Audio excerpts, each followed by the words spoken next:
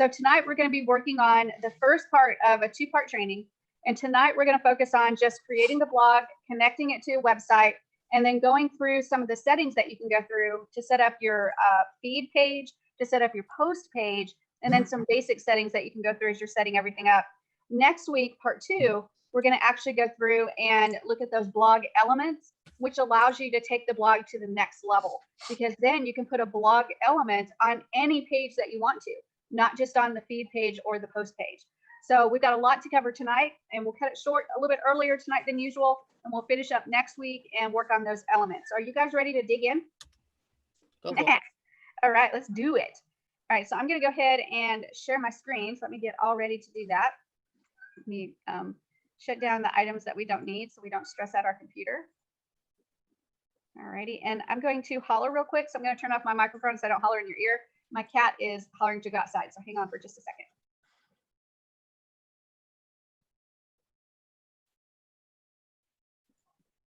All right, so my husband's taking care of the cat, and let's go ahead and jump in and work on creating a blog. So I'm going to share my screen just like this, and we're just going to go into Cheetah, and we're going to create our blog from scratch. So I'm going to jump in here to Cheetah, and we're going to create a new website. So I'm going to create a new website, and I'm going to call this Tuesday Night Blog Training. And then we'll just copy that and put it into the description as well. And you can choose to go with a blank template, which means there's nothing in that template, or you can go with a template that has a bunch of content in there already. For me, I'm just going to create a blank site so you guys can see everything going on. So I'm going to click blank. And now we have a new website. So it's a brand spanking new website. And it's come up with just the home page. I want you to notice that only the home page is there. Now I'm going to go ahead and publish this because when I set up the blog, I'm going to hit republish a lot. You'll see me hit that a few times to publish the things that I'm doing in the blog. So we've got one page, it's a home page. And if I scroll down here, I can see the blog on the left-hand side. So I'm going to click blog. And you can see I've got several blogs. I've been playing with the blog settings and stuff like that. So I've got several blogs that I've made, a couple of blogs that are actually going to go active. But for you guys, I'm going to do just a brand spanking new blog. So I'm going to click new blog.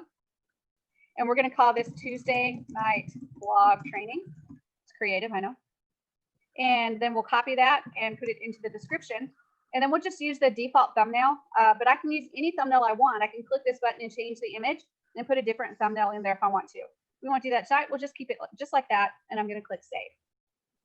And now what happens is I've got my brand new blog right here. And because we clicked out of it from our website, I know some people are thinking that it's connected, but we actually haven't connected the blog yet. This blog is just kind of a blog hanging out there nowhere. It's not connected to anything yet. So what we're going to do is we're going to click edit blog. And now when we go to edit our blog, we've got several items on this left-hand side menu. The important one is to actually click connect. That's what we want to do, is we want to click connect. When we click connect, it's going to give us all of our websites that we have, which I have a whole lot of them. And we just created that brand new website, which is Tuesday Night Blog Training, which is right there. So I'm going to click connect. And here I can choose to connect a blank template. And when they say blank template, you guys, they mean completely blank, as in not even the feed element or the post element is in there. So you can choose a blank template, or you can choose a template that already exists. It's already got some of the elements in there. For now, I would definitely choose the template that's there, not the blank one, because you'll have to build it literally from scratch if you choose blank. So go ahead and choose the template and then choose select. And now what we've done is we've connected this blog to our website. What's interesting, and let me look at your eyeballs with this, you can actually connect one blog to multiple websites. Isn't that interesting? So you could have, like, let's say that you're specialized in the niche market of maybe a restaurant and, or no, hair salons. Hair salons is a good one. So maybe you're in the niche of hair salons and you want to be able to build websites for hair salons. And you're like, hey, I can do a blog on hair salons and I can make it generic, a generic hair salon blog. Like how do you care for your hair? How do you care for your face? How do you care for your nails? All that kind of stuff. So you can actually make a, let me find my, so you can make a generic blog on hair care, facial care, nail care, that kind of stuff. And then when you create the websites for these hair salons, you can say, I have a pre-made blog that we can connect to your website. Isn't that cool, you guys? Because now you can do several hair salons, but have one blog that connects to all of them, and just have it generic so that when they have the menu on their website, they click blog and there's the hair care blog or the skincare or all of the above care, right? So that's the coolness behind it, is you can actually connect one blog to multiple websites. Greg, you got a question? Yeah, if you do that, will any of the links go back to the individual site that is using the blog? It probably will not. And what you can do is on your newsfeed page and on your post page, you can have a global header so that when that header is on there, you can put the menu going back to your website. Okay. So yeah, you can. It's really cool how it's working. Bonnie, go ahead. Just wondering how Google reacts to multiple blogs that it would be the same. So it's the same content in different places. Is that an issue at all? I don't know. If it's going to be for like 100,000 websites or even 1,000 websites, maybe Google would be like, hey, there's something going on here.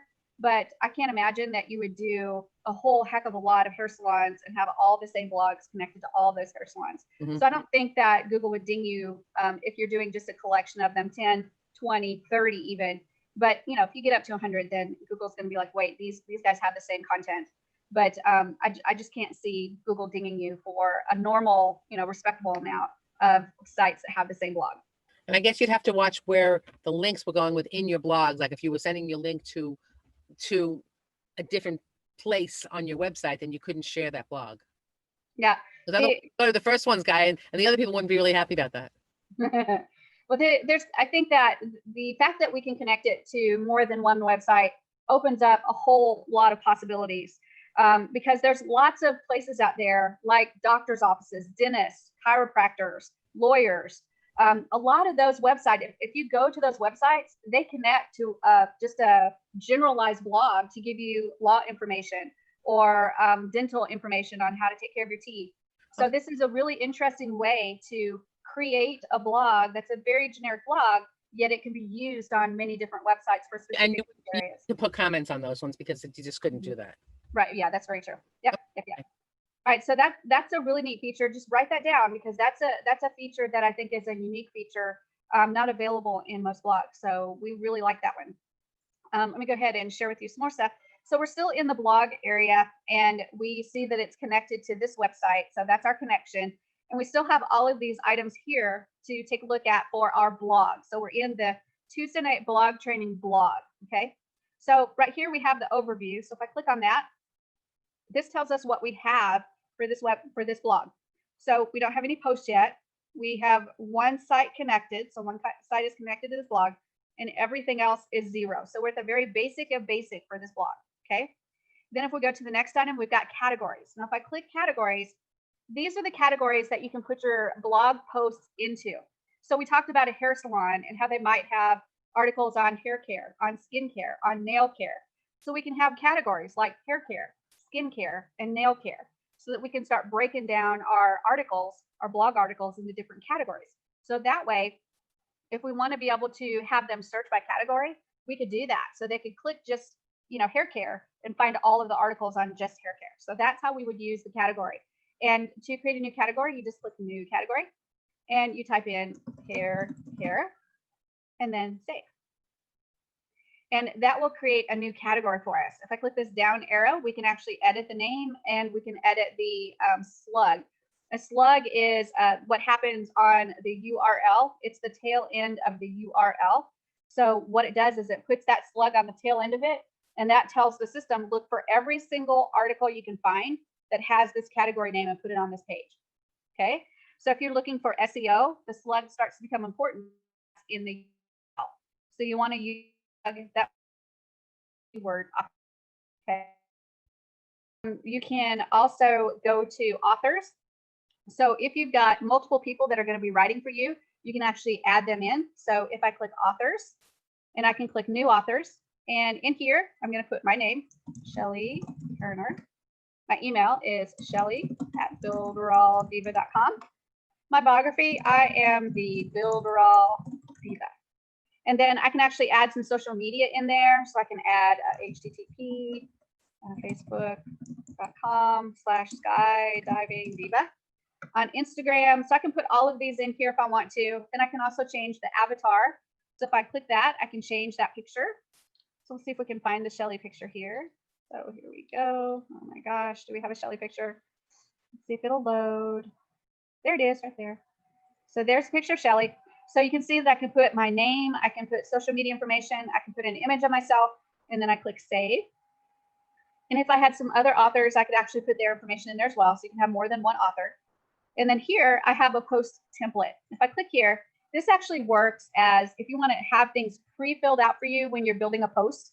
And remember, a post is just an article that you write, an article that goes into your blog, but you can actually pre-fill it with information. So you can put in, like if you have a signature at the end of your every post, you can put that in. If you want the same header to go at the top of every post, you can put that in. If you have company information that you want to put at the bottom of every post, you can put that in. So this allows you to kind of pre-make the post so that all those things that will be in every single post, you can put them in ahead of time and make it a template. And then when you go to actually create the real post, you pull the template in and then finish filling everything out. So this is kind of like, let me look at your eyeballs. Shelly, Yeah. I'm sorry to interrupt. Quick question regarding the author. So let's say you have does the person have to have a Builderall account to have an author account? So for them to actually go in, or can they have a free account and will they allow them to go in like that? That I don't know yet because I don't know the method yet that they're going to allow people to come in and write an article and submit it. So I don't quite know that yet. Right now, the only thing I know about authors is you can put in as many as you want and you've got all that information you can put in about them. But I have not seen yet the way that they're going to allow those authors to be able to write and submit to the blog. Okay. Okay. As soon as we get that, man, I'm shooting a video. That's going to be a good one. Yeah. Because then I'm going to get all of you guys to write a blog entry for me. But that's coming down the line is once you get those authors in there, let me find that down here. Here we go.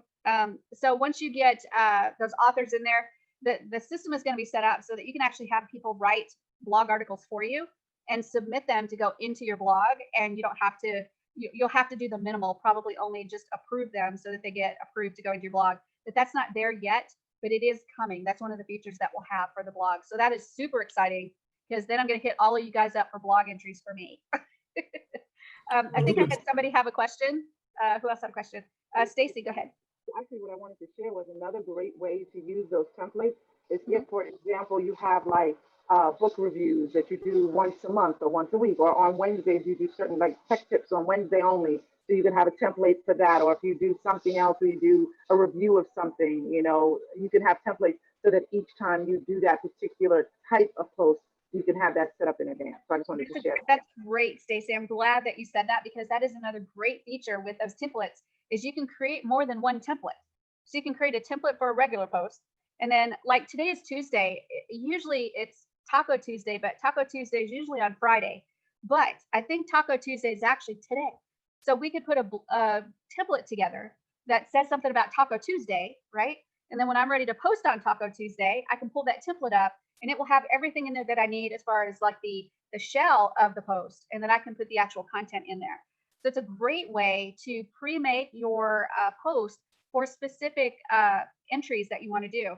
So if I'm a blogger on food, I might have Mexican Monday, let's see, Tahitian Tuesday, Wacky Wednesday, you know, all these different food items.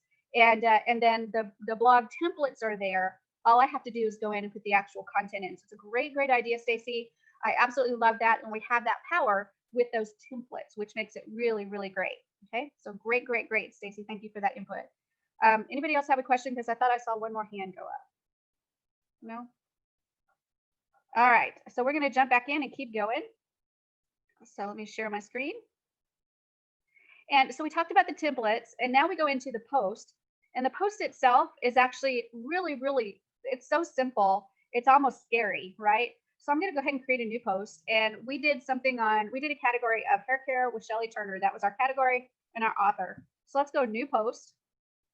And let's say that I'm going to do this post on hair care. So it is really important to wash your hair at least every 2 days or it will start to look oily. There you go. So we highlight that and we're going to copy and paste it a few times.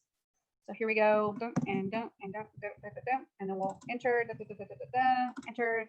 Dun, dun, dun. Here we go. We'll make it look like it's got a lot of content. There we go. Okay, lots of content. So now we know we have to wash our hair. So we've got the content in there. Now we've got a dynamic toolbar right here. So we can actually kind of change what this content looks like. So right now the content is a heading, it's defaulting heading 1. You can choose our fonts and choose our sizes. So I can change this to heading 2, heading 3. I can change it to normal. I can change the font style to, let's say, Arial Black. I can change the font size to 17. Change that font back to Arial. There we go. And I can bold it. I can italicize it. I can underline it. I can take certain sections of that text and bold it. I can take other sections and italicize it. So you can see how I can start now making a post that's going to have a lot of dynamic stuff happening inside the post. It doesn't have to be all one thing. I can also go in and add images. So I just put the cursor where I want, and then I can go in and grab an image. Let's see if we can grab an image real quick. Oh, let's see my TikTok image. That sounds good. There's my TikTok image. That's one of them anyway. And I can click on that. And when I click on it, I can actually grab that little handle and shrink it up a bit. Just like that. Just like that. And then I can separate that text a little bit. So you can see I've got a lot of control here with the text and how it looks, images and how they look. I can even click on the image. And if you look right here, I can left justify, center, or right justify the image. So depending on how I've got the blog post feed set up, I may want the image on one side, the other side, or centered. And then the next thing I have is actually the ability to add video. So if I click here, I put the cursor where I want it, and then I click on this media. And here's the URL. So let's go to YouTube and grab a URL. So youtube.com. And here's one of my favorite singers in the whole wide world, and she's like 16 years old. It's Grace Vanderwall. So I'm going to click that video, and then we'll go back to the blog, and I'm going to enter that into the URL right there, and then save. And now I've actually got that video added as well. So that, just think of how huge that is, you guys. You can put the video embedded right into your blog post. So let's talk about this a minute, because I want you guys to see how cool this is. You can do courses now set up inside of a blog, right? You can create a blog that has almost a course feel to it. How cool is that? You can do tips and tricks blog. So I'm telling you, there are people out there everywhere that want to know tips and tricks on how to do cool things on their computer. You guys know the taskbar at the bottom of the screen. There's a way to move that taskbar on a PC up to the top or over to the side. It's super simple, but people don't know how to do it. That would be a cool tips and tricks thing that you could put into a blog. You've got Control C, Control V, Control D, Control A. All of those are cool shortcut tips and tricks that people want to know. That would be an awesome blog. And you could shoot a video and put it into the blog as well to show them exactly how to do it. And even a Builderall blog. Think about it. If you've got some neat tips and tricks that you want to show, a Builderall blog would be absolutely fabulous. So take it beyond just training on how to do an email list or how to do a sales funnel. Show them some really cool stuff, like in Pixel Perfect, we had the ability to layer things in a way, and we now have that ability in Builderall. So my video is coming on this, but I showed how you can take that, you know, the filler up line where you put a percentage and it fills up, right? You can actually take that and turn it now. So if you get that and put an image over it that is a clear area, and you put the filler up underneath it, you can actually make it fill up right on the screen. So I was showing a training in Pixel Perfect on how you could have like a thermometer and put that filler up behind it and watch the thermometer go up higher as that thing fills up. So that would be a neat tip or trick that you could put inside of a blog. And it's Builderall related on how you can do that. So there's tons of those. There's tons of those little tricks. So that all of those will be neat things to do inside of a blog. Greg, go ahead. Yeah, will the text word wrap around a picture? Will it word wrap around the picture? I'm not sure, but let's check. Yes, if it goes to the left, it's going to word wrap. Yeah, I was thinking that if you click any of these, like right now, it's not word wrapped, but if I click any of these, then it will actually word wrap. Let me get rid of the video and we'll check it. Well, let's do the video. Yeah, anytime you click it, it's going to word wrap. So if you don't click any of these, it won't word wrap, but if you click them, then it's going to word wrap. All right, thanks. Okay, you're welcome. Let me go back and see if there's any other questions. Oh, Louise is doing the flagging me down thing. Go, Louise, go, go, go. Yeah. Okay. Okay. My mind is like, can you Good, just, that's good. can you go back and just, you just threw out the idea that you could sort of make it into a bit of a course. Like, what did you mean by that? Man, it is so exciting. Think about this. I haven't told you about this yet, but there's a drip feature in the blog. So imagine if you take that blog and you say, I'm going to do a 30-day course for you on how to set up a blah, blah, blah, right? So you're going to do a 30-day course, but you set up the blog so that it drip feeds over 30 days. So now they won't be able to get to any of the other blog articles except for the first one on the first day. And then on day 2, they get to the second one. And then on day 3, they can get to the third one. Think of how huge that is, because now you can start walking them through almost in a course-like environment of how to do something, or to keep them under control so they don't try to go ahead. So it's really, to me, it's really exciting because it's not quite a course, not really, but it's so close to a course, and it's blog style. So it's not quite as formal as a course. So you've got that kind of more relaxed environment. I think it's just a really neat idea to be able to deliver content in a little bit different way that's not an official course. Shelley, the blogs can be dripped by the first date they go, or is it just dripped by saying, I want this one to go up on June 1st and the other one to go up on 7 days later on June 8th? I'm not sure. Yeah, I can't remember. I was looking at it a little while ago, but I honestly can't remember if it could block on, it does drip on day 1. I know that for sure. So you can drip it the first day they access, and everything drips from that first day they access because the cookies dropped. But I honestly can't remember if you drip it on a specific day. But even if you can't, you can assign it to drop on a specific day. So when you're building your articles out, you can say, all right, I want this article to drop on July the 1st, this one to drop on July the 2nd, just this one on July the 3rd. So it's either way, right? You can either drip it. It comes in the first day. That's what I'm asking. Right. You can either drip it. I say access, and so everything drops. Drop by saying, I want this one to definitely be published on this day, and the next one on this day. So either way you can do it. It just depends on how you want to do it. So here's the difference. If you drop it on a specific day, that means everybody's going to get it on that day, right? So you can say, all right, we officially start July the 1st. If you drip it, that means not everybody's going to get it the exact same day. They're gonna do their 30 days, but they may all be on a different day depending on when they access that first day. Yes. Okay. Very exciting. So that's the coolness of it. I know, right? Yes. I cannot contain myself, you guys. My brain has gone lickety split, yakety schmackety down the road, down 10 different roads, trying to think of what I want to do first with the blog. And the first thing I need to do is get some time. But And Shelley, it is really exciting. it's a great way as well to keep traffic coming to your blog, to your site as well, because they'll keep on coming from day 1 to day 30 in terms of bringing traffic to your blog, which is good as well for your blog and your website. That's exactly right, Chris. And that's what you want is you want consistent, constant traffic to be coming to that blog. I love the idea of dripping in a blog. That when I saw that arrived in the blog, I was like, holy crap on a cracker. That's awesome. Because it just puts another spin on that blog that you don't really get from like a WordPress or something like that. Because WordPress, you release it and you can even release it on specific days, but you don't really have that ability like we have now to do that drip. So that's a huge thing. Now, I'm sure there's probably a plugin somewhere, but we all know what happens with plugins. They break the whole thing, right? So this won't break the whole thing, and it's super duper easy to set up. So it is really, really exciting. I think I had another question in there somewhere. Lisa? Yeah, I just wanted to tag in on what you were talking about the drip, and what Chris just said. Is when we were testing the blog and I saw that drip thing, I immediately went like 10-day challenge. You know, if you think of those kind of things, instead of it necessarily being a course with lots of content, it really could just be a written like action challenge thing. And Chris is right, where you go and come back tomorrow, you know, for the next piece. And it could be a 5-day challenge, a week-long challenge, a 10-day challenge, or 30 days, like you said. And so there's lots of ways to go. Once a week, we're going to give you a new recipe to make or whatever. So yeah, cool stuff. I thought of that when we were testing and went, oh, this is cool. I know. You probably did the same thing I did, Lisa. You're like, holy crap on a cracker. This is big.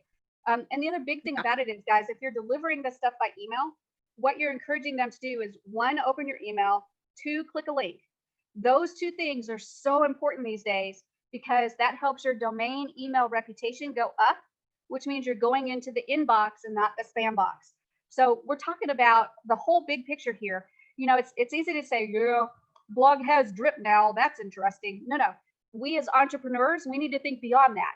We need to think, wow, okay, now I can increase my engagement with email, and I can make sure that they're opening and clicking every single day. I mean, seriously, the whole shebango is really, really cool. So there's lots and lots of potential here. We don't even have a box anymore in Builderall. We are so out of the box right now. It's really, really, really cool. I think I saw one more hand go up. Who was that? Was that Steve, my brother from another mother? Brother from another country. Okay, that too. One thing with the templates, I set up a template, but I found it kept showing up in the feed. Yes. Because it's not a draft. So if you have templates, they show up and you don't really want them to. They should be able to make them a draft or something.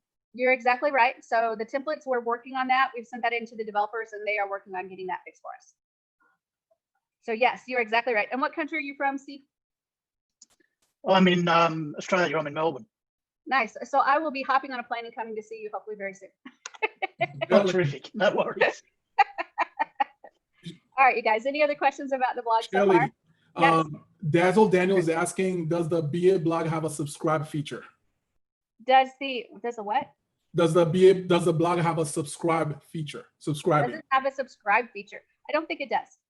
But I mean, you could create your own subscribe, right? Because what we can do is, and we'll talk more about this next week, you can put the blog itself on a page and then right next to it have like a sidebar and put an email marketing form on there where they can subscribe, which means now you can add them to your mailing list, which are going to send out emails about your blog.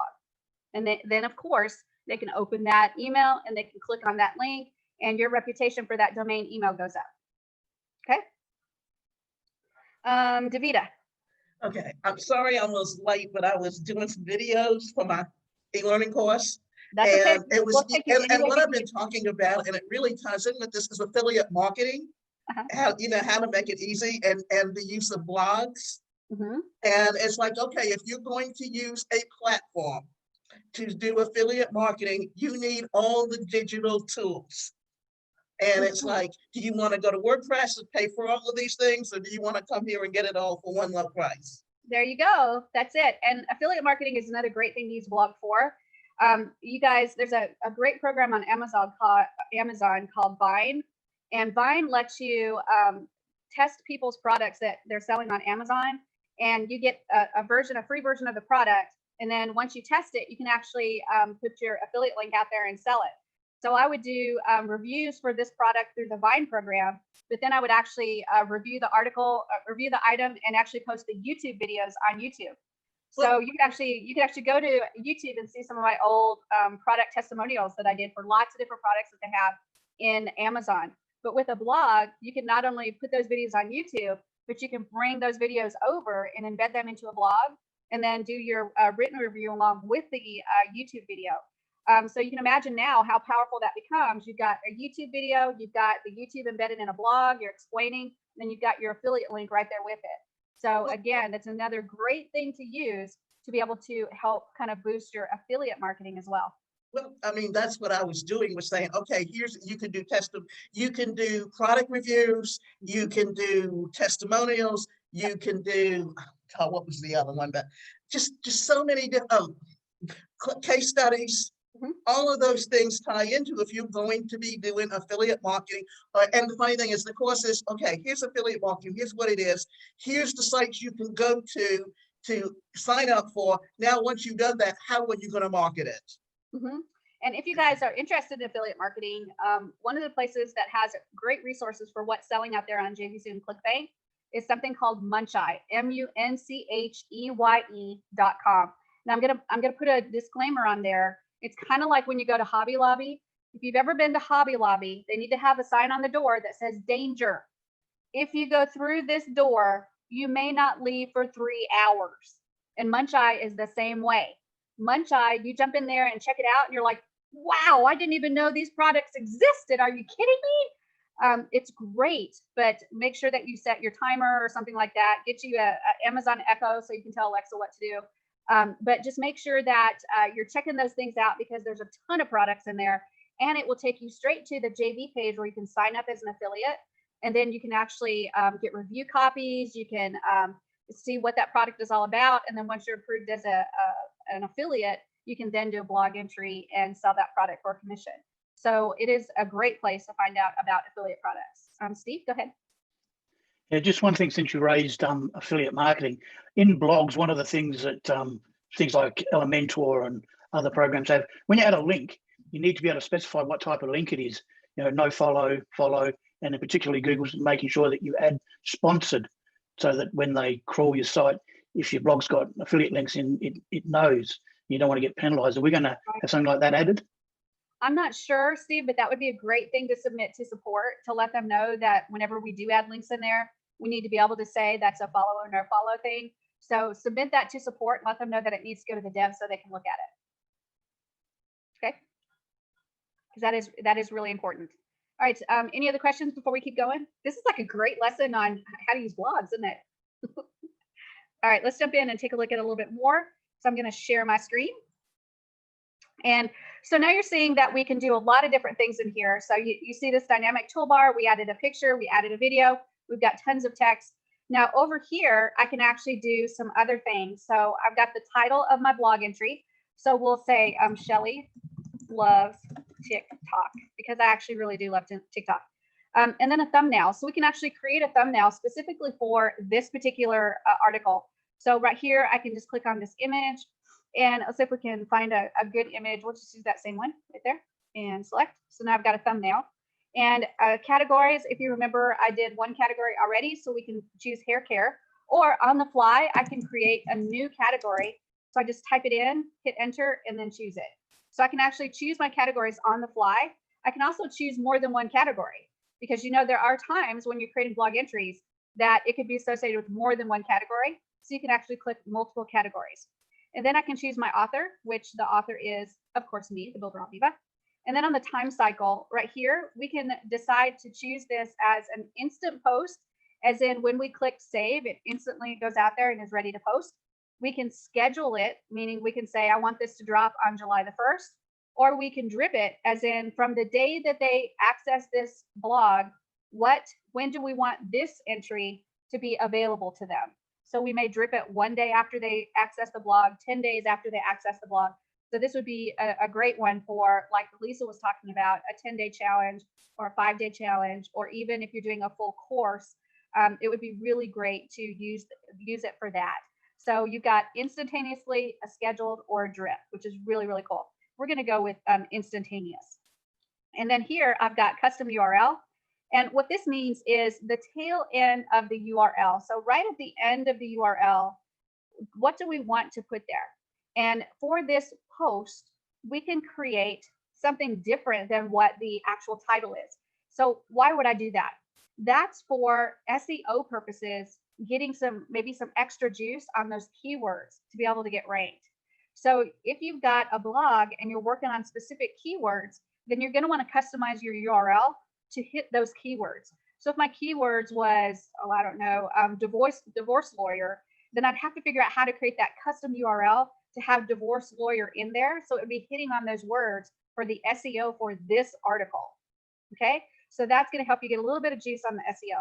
Not a lot, because it's not as huge as it used to be in the past, but at least it's a little bit. And then here we've got select template. This is if you've got a pre-made template already and you haven't put everything in already, you can choose to pull in the template and then start building your post. Okay, so we can also choose to slide this one into drafts, meaning we're not done with it, we're still editing. So I can toggle this to a draft, and then I can go back and actually finish editing it and then send it to go out live. We're not going to select this as draft though. I'm just going to go ahead and click save. Now remember, I chose instantaneous. So what's going to happen is this should instantly get published. Okay, so let's choose save. And now it says it saved it correctly or successfully. So I can either stay on this page and edit, or I can go to my post list. So I'm going to go ahead and go to my post list. And now I've got one whole post in there, and it is live actually on the blog if I go look at it. So that's how you add a post. Now on this post, if I need to update it or change it, I can just click the update button and I'm right back in the post, and I can make any changes that I want to. And then I click save again, and then I can post list. And I've also ability to 3 dots, and on dots, call this featured. This is another really cool thing. You can call a post featured. And what that'll do for you is it will set apart those posts as special posts. Like my mom used to tell me I was special. These posts are special. And that means that if you want to do a feed that is only for those featured posts, you can actually do that. And you can put it on a different page. So let's say on your home page, you're talking about hair salons, but you've got 3 posts that you think are very special posts that you think everybody needs to see on that home page. You could actually call them featured and then put those featured posts in a slider on the home page using those cool elements that we're going to talk about next week. So the featured is actually really important because it now allows you to pull those special posts out and do some really cool things outside of the feed page and outside of the post page. Okay. And then we've got the settings. So if I click that, this allows me to go into a few settings, including setting up the keywords for this post. Very important for SEO. So if you're really trying to get that SEO juice, you can put those keywords in there. Then you've got the ability to do meta tags. And Steve, this will allow you to set the follow, no follow. You can do that as a meta tag. Or we can do the index right here. So we can actually index on or off. And then we can also do some custom SEO settings. And I have never messed with that before. So I guess that's turning these on. So we have to turn this on, and then we can put SEO keywords in here for this article, and then the meta tag information for this article as well. So why is that important? Again, the meta tags are something that you set for that post, for that page, that is unique to that post or that page. And meta tags are important because it gives information about that page. Not just information for SEO, but information like the description, like a title, like keywords. There's a lot of things that happen in meta tags. So if you're not sure, do a search on meta tags and you'll see how important meta tags really are. And if you can master meta tags, that's a huge thing to do for pages.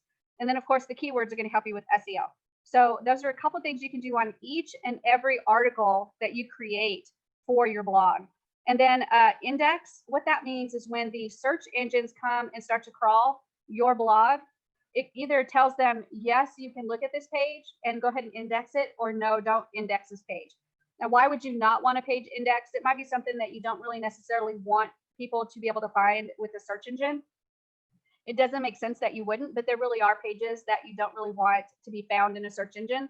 So you can say no index, and that tells the search engines to skip over this page. But not all search engines skip. If they see a no index, that's like permission for them to jump in and check anyway, like hackers do. So it doesn't protect it from being indexed from all search engines, but search engines like Google and like Yahoo, they respect the no index. So if you say don't crawl this page, they will not crawl that page and index it in their search engine. Okay. So for no index, you can turn that on if you do want it to be found. Turn it on if you don't want it to be found. Turn it off if you do want it to be found. Does that make sense? It's like the opposite. Now that everybody's eyes are crossed. But once you get those settings the way you want it, you click save. And then we've got that saved. And then the last one was delete. So if you have an article in there, a post in there, and you want to delete it, you just click the delete button and it will delete it from your post list. Then we've got the ability to organize our posts. This is going to be critical when you're looking for your posts, because I'll tell you, your posts, once you get 100 entries, they can get out of hand trying to find one that you want to edit. So you can actually organize them, or you can actually search for them as well. So those two things are very important. So that's how you add posts. So now we've got the dripping timeline. So I'm going to click on that, and you can see that it has nothing there. And that's because we haven't dripped anything. But as soon as you set up a drip timeline, it will start adding to this area, and you'll actually see the posts and how they're supposed to drip for you, which is really cool, because now you can see the exact timeline of how your posts are supposed to drip. So like Lisa said, if you have like a 10-day challenge, you can see those 10 posts and how they're supposed to drip for people when they access the blog. So absolutely fantastic. And then we've got edit blog. If I click on that, that's just going to allow me to change the name of the blog, the description, and the share image.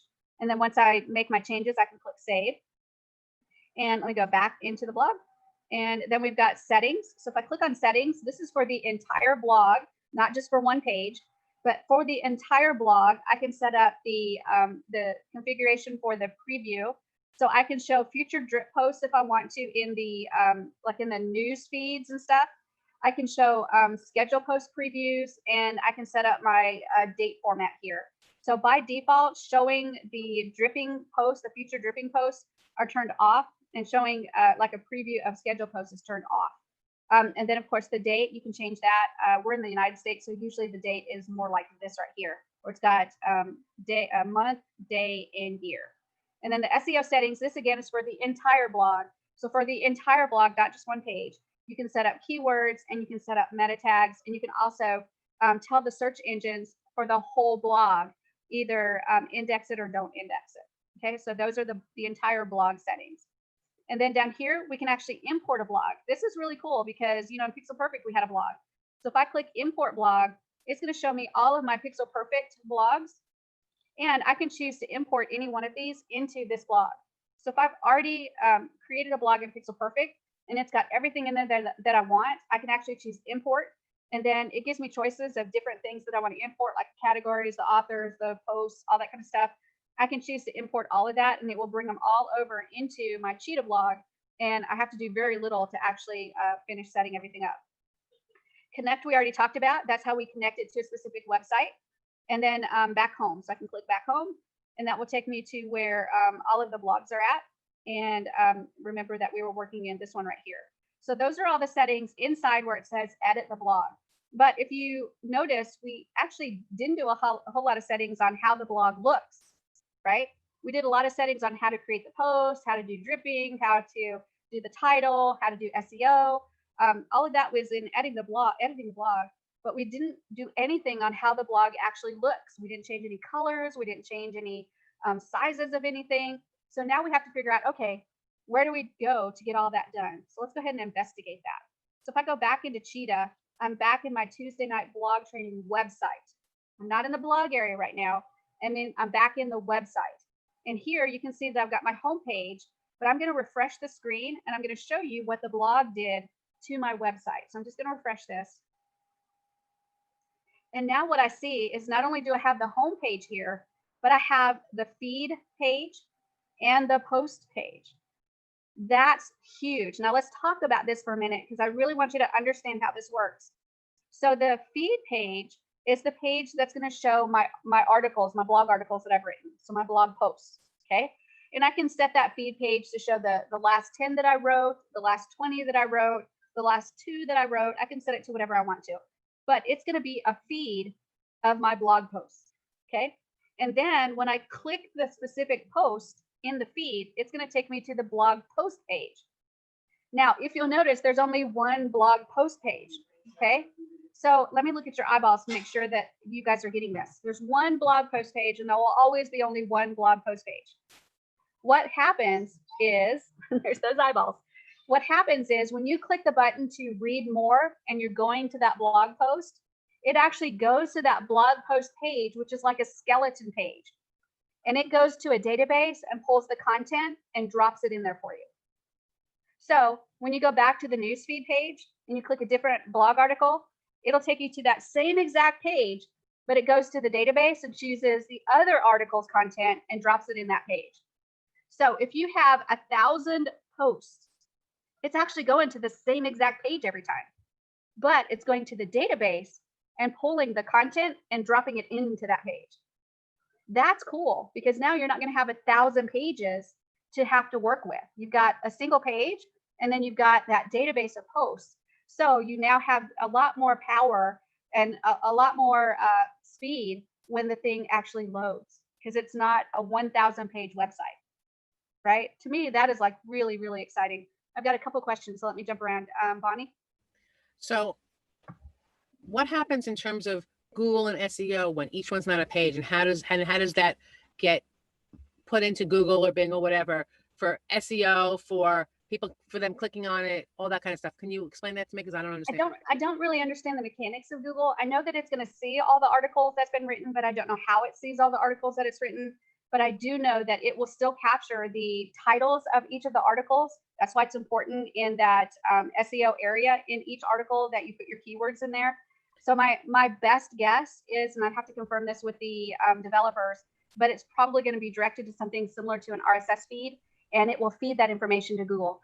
Sorry. Is there a place, I don't remember when we were beta testing that, I don't know if it was there when we were beta testing, that you can put the little description that would go when it would be on Google that is not necessarily your first paragraph? Yeah, that mini description. I don't think we have that ability, but I know we've submitted that to the developers. Just gonna say, have you asked them to do that? Because I think that's really, Yeah, I've submitted that a couple times now, so I think they've responded to me on that and said that they're working on it. Yeah. have it on the Pixel Perfect. Yep. Chris, I think you were next.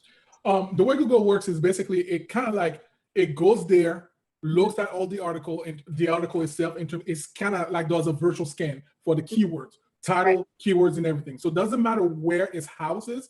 If it goes to that link and for that particular link that has the article that you're looking for, it scans it for the keywords and everything like that for the SEO and everything. So one thing I really love about this new blog is that compared to Pixel Perfect, where you had to do separate ones, every single one for the articles, where it was a lot of work and slow because literally every one of those articles had its own perspective page. With this one, it's kind of like a bucket. So it's the same bucket. It gets the article, puts it in the bucket. Google SEO reads the article for the title, the SEO, the meta tags, and everything like that. So it's not going to affect at all. So which means that with this particular new system, you can embellish that bucket and have with your brand, with your colors and everything like that. And it will still bring in every article that you write in that bucket. Right. I love that too, Chris. I when I saw this setup and how it's working, and the fact that we can set up those meta tags and those SEO settings at the blog level and at the page level, at the article level, that's exciting too, because I can put my major keywords at the blog level, but then start hitting some minor keywords at the article level and get a double hit on those.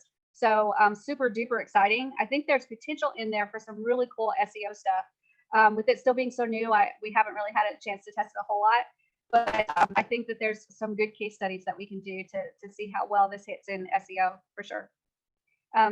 Greg, go ahead, and then I'll get Stacy.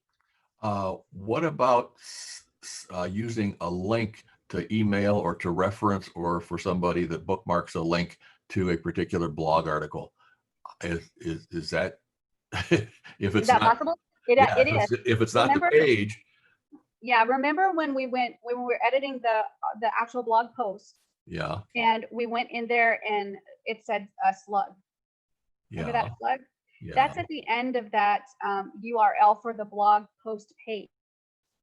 URL page. Okay. And then there's a slug at the end that identifies what we pulled from the database. Okay. So you can actually get the individual page URL and send them straight to the article, not just the post page. Okay. So yeah, it can be done. Absolutely. Stacy, go ahead. Yeah. So basically the way it sounds like you're describing it, it's kind of like a frame. We used to do websites with frames, and that's kind of what it's like a frame. So I have a question, but I'm gonna give a comment first. I think we do need to test this because I don't know for certain, and I don't know, but we don't know for sure whether what Chris was saying really is gonna work.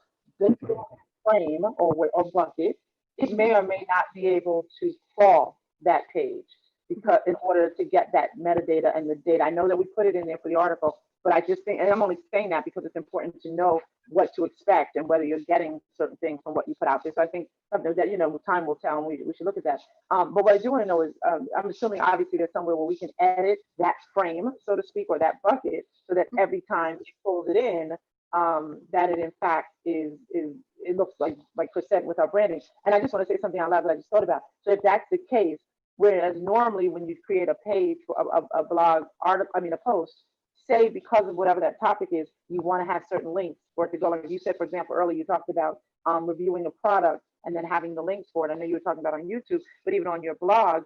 So that would mean that it's not going to be on that page. So you have to put it in the content of the post itself.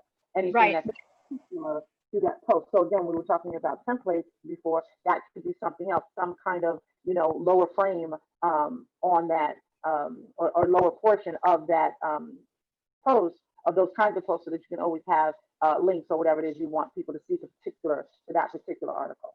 Well, for like a product review, Stacey, I would definitely put the affiliate link inside the article, inside the post, right? Because I'm reviewing that item, so I put the affiliate link to that item inside the post.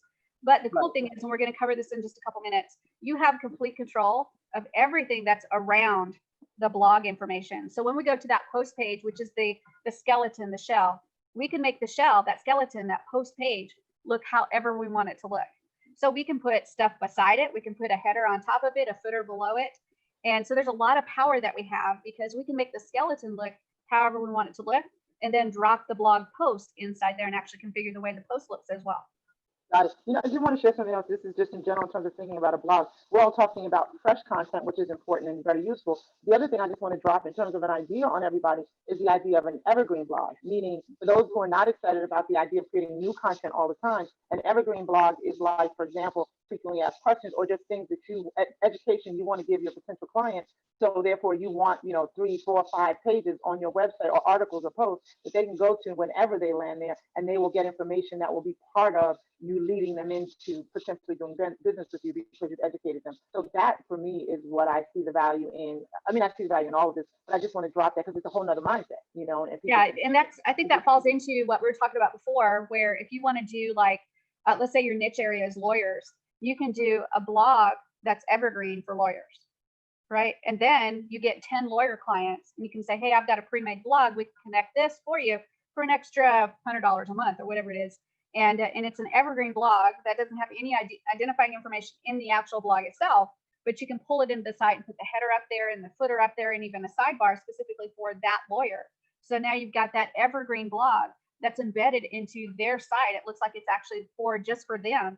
What people won't know when they visit that lawyer site is there's 9 other lawyers that have the exact same blog that's integrated into their site. It looks like it's their blog.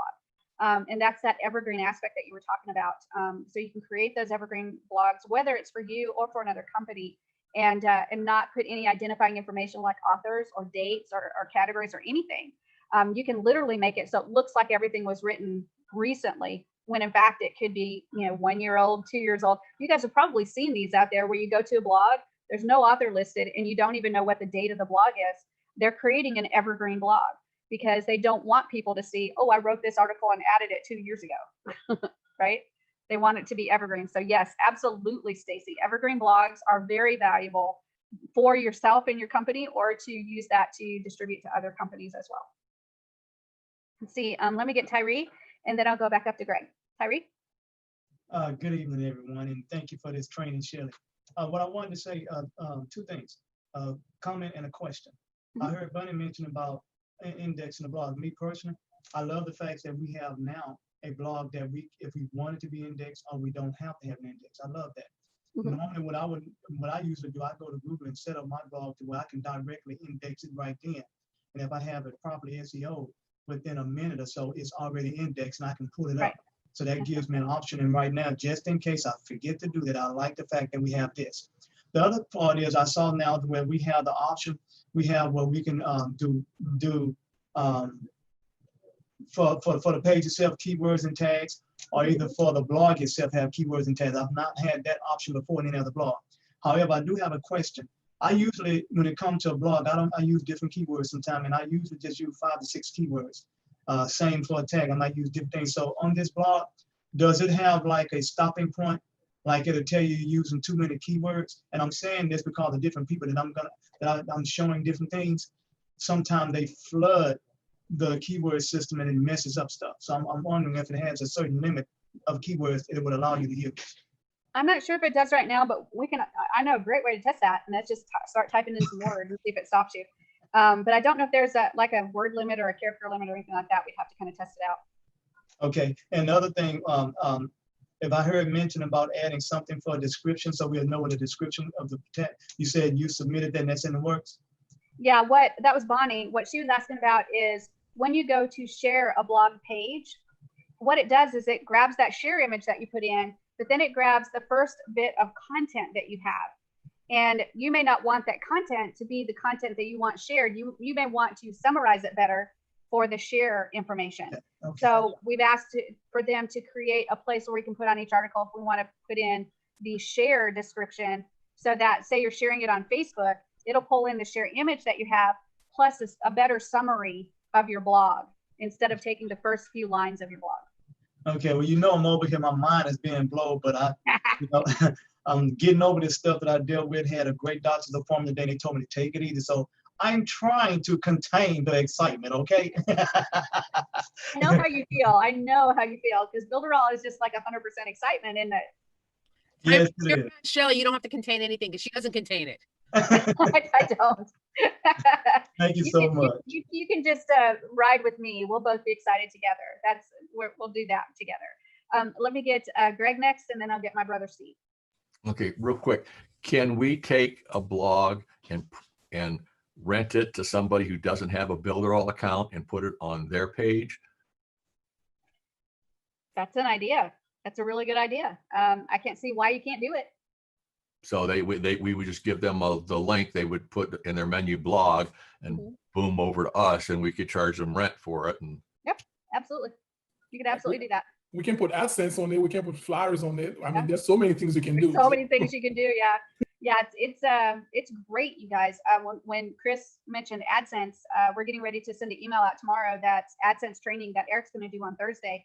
So let me encourage every one of you guys, write that down Thursday at, I believe, 3 p.m. Eastern time. My gosh, you do not want to miss that, because when you start talking about the power of this blog and then being able to add AdSense in there for earning a little bit of money on the side from the actual advertising you add to your blog, AdSense can add up really, really fast.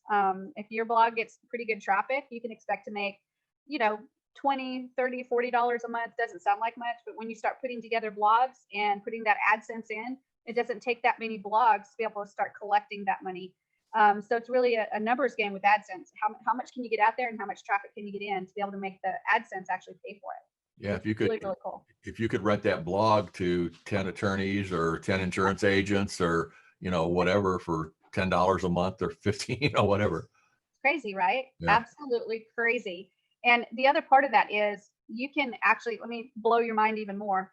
Instead of like sending them specifically to like the blog feed page, you can actually just set up a real simple website for them, where really the only pages in there are the news feed page and the news post page, and just make sure they have their own header and their own footer to differentiate them. And now they've got it matching their website. And then for the second person that wants to use the same blog, you just create another version of that website, but connect that same blog to this website, which has a different header and a different footer. So you've got that one, and you can rent that one out. So there's so much potential, right? That just increases the price of poker. There you go. Let me go to Steve. Shelley, what I was asking about is sidebars are a big thing with blogs, and I was just wondering whether they would be added in the global part, where you could set up a global sidebar where you could put your subscribe form, various links, ads, or would that be added as an element in the individual blog page? So you could just, instead of building one I know you could do it with a box and keep making one and add it, but it'd be good if you just went to that page, added an element, which is sidebar, and then build elements in it. Well, here's what I want you to do is I want you to fasten your seatbelt, because we're going to head into that in about 5 to 10 minutes. And you're going to be so excited. I don't want you to fall out of your chair. So make sure you're seatbelted in, okay? Because it's great. It is absolutely great. Chris? Yeah, while we were talking, I was just testing what Tyree said. I just added 40 different categories and there was no problem. Woohoo! Love it. Yeah, that's really exciting, isn't it? Yeah, okay. All right, you guys. Just wanted to help. Thank you, Chris. Thank you very much. All right. Any other questions before we jump back in again? Lisa, go ahead. Hey, Shelley, I want you to go back to I think the last screen you were on, because back when we were beta testing, I noticed this and I went, okay, I know there's a reason for this, so I'm not saying anything, but I know that it's going to come up for people. Go back, right where you were when you were in there you go. At the bottom where it says blog pages, you actually have 4 of these blog pages, 2 at the top and 2 at the bottom. So can you go over like which ones they should play with, or why there's 4 on there? Because I think people are going to get confused by that. Yeah, this is actually really, really cool, because all this is just it's the same thing. You've got the feed page here, see where it says feed, and the post page here. So the blog actually adds 2 pages to your website. But then down here at the bottom, it tells you, okay, what are the blog pages? Your blog pages are the feed page and the post page. So it's kind of pulling them out. And the reason it's doing this is because if you're like me, you're creating websites that have 52,000 pages, and you don't want to have to scroll through and go, where the heck are my blog pages? Even though they got the little blog indicator there, you can just go all the way down to the bottom and shazam, there are your blog pages. So they're the exact same thing. This feed page is this feed page. This post page is this post page. You can edit them in either location. It doesn't matter. It's like 6 of one, half a dozen of the other. Okay, I just wanted you to say that officially because we figured that out when we were playing with it, but I'm like, people are going to look at this and go, wait, holy moly, why is there 4 of them? Yeah. Right, that's exactly it. So yeah, so we now know that the feed page is the page that like all of the articles are going to go on. Set last, we wrote 15 articles last, wrote have that feed.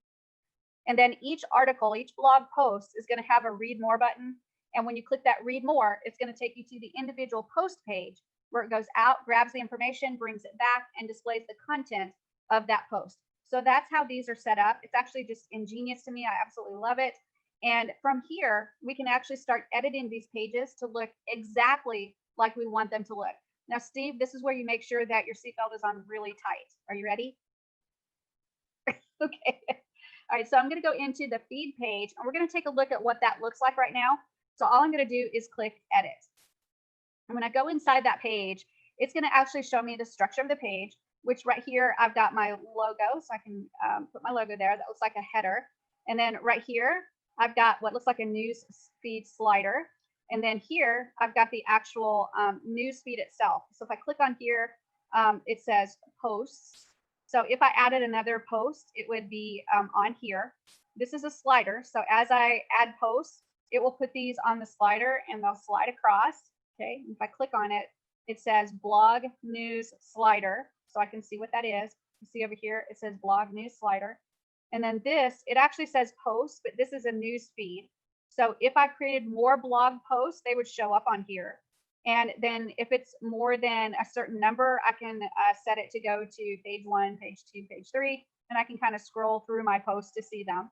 And then right here, I've got the read more button on the live site. I could click that and it would take me to the post page where I would see this entire blog post. Okay, everybody with me so far? Great.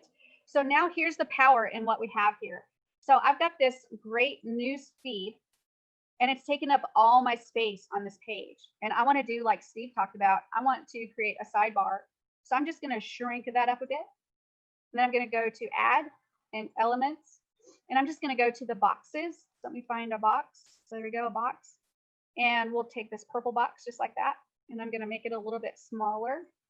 Let me scroll down and we'll kind of shrink that up a bit. And we'll put it right there on the side. And now this box, I can put anything in there I want to, Steve. I can put an email marketing form to start capturing their email so they can subscribe to my email list and get information about the blog. I can put items, offers that I want to sell. I can put affiliate links. I can put anything in here that I want to. And every time they come to the feed page to look at my list of posts, they'll see the sidebar as well. I can actually do the same thing to the post page. We'll look at it in a minute. We can change the size of the post area so that I can add the sidebar to it. So I've got complete control over this and I can put those sidebars together. I can change my header if I want to. I can, instead of having a slider right here, I can take that out if I want to. This was just part of the template that I grabbed. And that template actually had a slider set up for me. Okay, does that make sense? Great. So now let's talk about how we can do the settings for our news feed, how we want it to look. Okay, so if I click on my news feed, I'm going to get a bunch of settings. And on these settings, I can now start changing things so that they match the color, the design, the fonts, they match everything about my website. So the first thing I can change is the size. And so I've got a height content. They are changing that because it's actually changing the width. So expect that name to change, but you can see when I mess with the slider that it actually changes the width of that box. So I can actually manage that from here, or I can click and drag, either one. And then I can also work with the colors. So right here on colors, I've got color 1, color 2, color 3, color 4, and color 5. I still haven't figured out what color 3 is, but color 1, if I change that color, you can see that it's the background right here. And color 2, I change that color, you can see that it's the background right there. Let me change it to a different color. I'm going to go Mardi Gras colors. There we go. And then color 3, let's see what that changes. So we'll go here. And it's set to transparent. So I'm going to make it so it's not transparent. And I still haven't been able to figure out, oh, there it is right there. It highlighted the category. So that's what it is right there, is it highlights the category. Okay. And then color 4, let's change it to blue. And that's going to change the page selection button color. And then color 5 is going to change, let's see, let me go orange. It's going to change the color of the read more button. Is that right? It actually changes the color of the read more button, which it shouldn't, but it changes the text color on the actual buttons for the pages. Okay. So you can see I've actually asked them to put the names of exactly what they affect. So those will probably be changing really soon as they change those to exactly what they affect. But you can see that allows you to actually really hone in on the colors of your website so they match your website. Now, if we're talking about an evergreen that you're going to be selling to different companies like lawyers, then you'd want it a very generic, right? Like white with black text and not a lot of different colors that would clash against standard colors that you'd have for a website. So for an evergreen, you'd keep it just a basic neutral color so it could go with any website. But for you guys building for your own website and you want to create consistency across your design for your website, you now have complete control over all of it. On the sizes, I can manage the size of the thumbnail width and height, content width and height. So see how I can change that? So I can change that here. I can change the width of it. I can change the title height. It's not changing the font, it's changing the height of the area where the title's at. So see how the height of it, where the title's at. Then I can change the title width. I can change the button padding. So that's the space around the button, or I can reduce it. Button padding for the width. I can change the button height. So I can make it really tall or not so tall. Button width. The card is this individual card for the article. So I can change that. And that's the height. It's not changing for me, don't know why. And then I've got the power of rounding the borders for the card, for the thumbnail, or for the button. So well, let's change the card. So I'll go 50 and 50 and 50 and 50. So notice that the card is the inside article area, right? So each article, that if I had more than one article, each article would have rounded corners. Now we'll look at the thumbnail. So I'm going to go 20, 20, 20, and 20. And see right there, the image thumbnail. I've got rounded corners now. Okay. And then the button right here. So I'm going to go 30, 30, 30, 30. And so now I've got rounded corners for the button. Okay, so you can see that I'm able to really hone in on a lot of stuff that I can change to make it really unique. The title style. So here's the title right here. So I can change the font. I can change the font size. I can change what the font size is going to be on mobile. This is going to be really important when you're checking your mobile version. You can change that font size on your mobile. You can change the color of the font. That's even better. You can change it to be bold, italic, or underline. And you can even do a text decoration like an overline or a line through or an underline or none. So the content style, that's this area right here. That's the content. So for the content style, I can do all the same things. I can change the font. I can change the font size. It's crazy. We'll go back down a little. There we go. I can change the font size that's on mobile. I can change the font color, just like that. I can bold it, italicize it, underline it. I can choose text decoration. And then the button style. So I can change the font of the button. I can change the color. I can change the font style, black. And I can bold it if I want to, and then do some text decoration. And then for the author style, so when I hover over here and I see the author, I can actually change that to a different font family, a different size on mobile, different color. And then the categories. So over here where it says category, I can change that style. And then down here where we've got some advanced features, I can work on layering, and I can even save the element to use again at another time. So if I like this design and I want to use it on a different page for a news feed, I can actually save this item and put it on a different page if I want to. So I can save it as a personal element. Okay. So those are all the items that if I click on this and get the settings, those are the settings to change colors and stuff like that. But if you notice, I've got this mini toolbar up here. So I've got some other things I can change as well. So if I take a look at the mini toolbar, the first item is I can save this as a personal element. so I can use it again in another page. That's the same thing as when I go down here to the bottom and save it as a personal element. Same exact thing. If I click this little pencil icon, that just opens the settings for me so I can work on the settings. If I click this center element, it's going to center it on the page for me. So if I need it centered, I can actually do that by just clicking that center. The next one is to do some settings on this. We'll look at that in just a second. Then I've got clone element. So if I want to create this element again, I can actually do that. I wouldn't want to do that on a newsfeed, but if I wanted to, I could. If I want to hide this element so that I don't see it, I can click hide. And it's hidden that element, but it's not gone away. It's just moved it out of the way for a minute. And if I can work on stuff and then I want it back, all I do is click on this little eyeball right here. And there's my post. I can click on that and bring it back, hopefully. Let me move this over. There we go. Click on the eyeball and that makes it return. Okay, so that's a hidden element and I can move it out of the way for a minute if I'm working on something and then bring it back. Excuse me. If I wanted to delete this element, I could delete it. If I accidentally deleted it and I'm like, oh crap, I deleted that thing. Where do I get that again? To get it again, all I need to do is actually go into this sidebar and I go to add elements. And then I look at all the different blog elements. And this is a blog feed. So right here on the blog feed, if I click that, I've got several different blog feeds I can grab from and use to do a blog feed. Okay, so if I accidentally delete it, there they are right there. And I can bring it over and configure it again.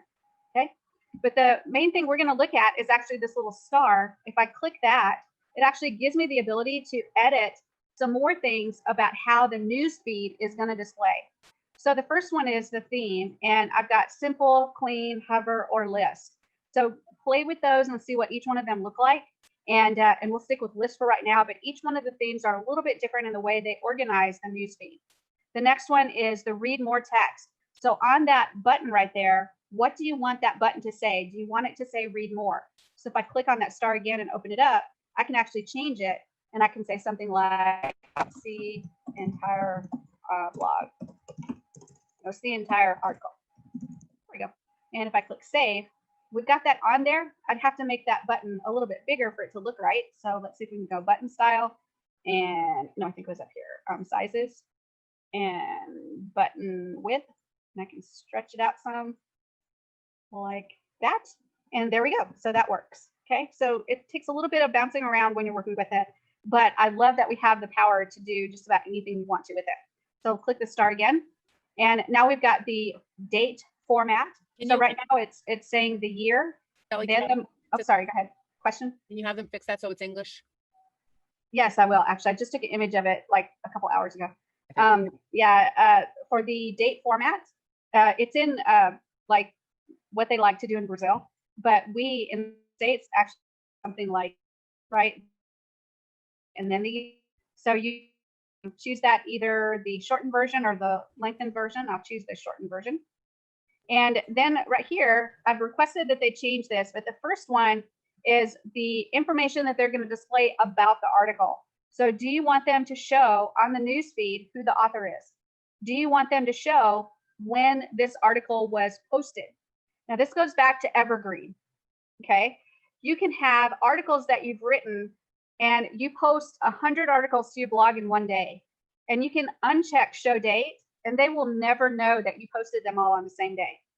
Okay, so that's part of how you create an evergreen blog so that you don't have to keep adding content every single day. You can also uncheck show categories so the categories don't show. You can uncheck show content so it only has the share image in the title. You can uncheck show thumbnail so it doesn't show that share image thumbnail. And you can uncheck show button so it doesn't even show the button. So all of these are options that you can do to show information about the article on the newsfeed. And then here you can say how many you want to show on the newsfeed. So you can say I want 15 of the blog articles to show, and I want them to show them all, or I want to show all of them except the ones that are featured. Now, why would you not want the ones featured? Because you go up here to this top one, remember the slider that we have? You could have the slider showing the feature ones, and then the list down at the bottom, the newsfeed, showing all the rest of them. Okay, so this is just a way to kind of separate out those special ones versus the regular ones. Okay, so you can actually do that. So if I click Excuse me, save, Shelley, can you let Tyree back in, please? He fell off. Yeah. Hang on just a second. Let me stop sharing. There we go. We'll get them in. There we go. Woo! Glad we got them back. All right, so you can see now that we've got a lot of power. Now this is just the newsfeed page, right? So this is how you're going to set up what it looks like. Usually this is the first page that the people get on your blog, so they can pick which blog article they want to go to. Okay, so we've set this up. We'll click save, and then that's fine. And so now our blog feed page is fixed. Now we need to go to the blog post page so we can see how to set up what our blog post is going to look like. So I'm going to go back to my website, and I'm going to go to the blog post page, and here I'm going to click edit page. And I'm going to do, oh, sorry, go ahead. Shelly, and that's where we were talking about, that's the bucket itself. This is the bucket. So here's the cool thing, you guys, and this is what makes it so exciting, is this right here is the dynamic changing content, but everything around it is static. So everything around it stays the same. So I can put a header there. I can put a footer. I can make this smaller. Let me see if I can shrink it here. I can make it smaller.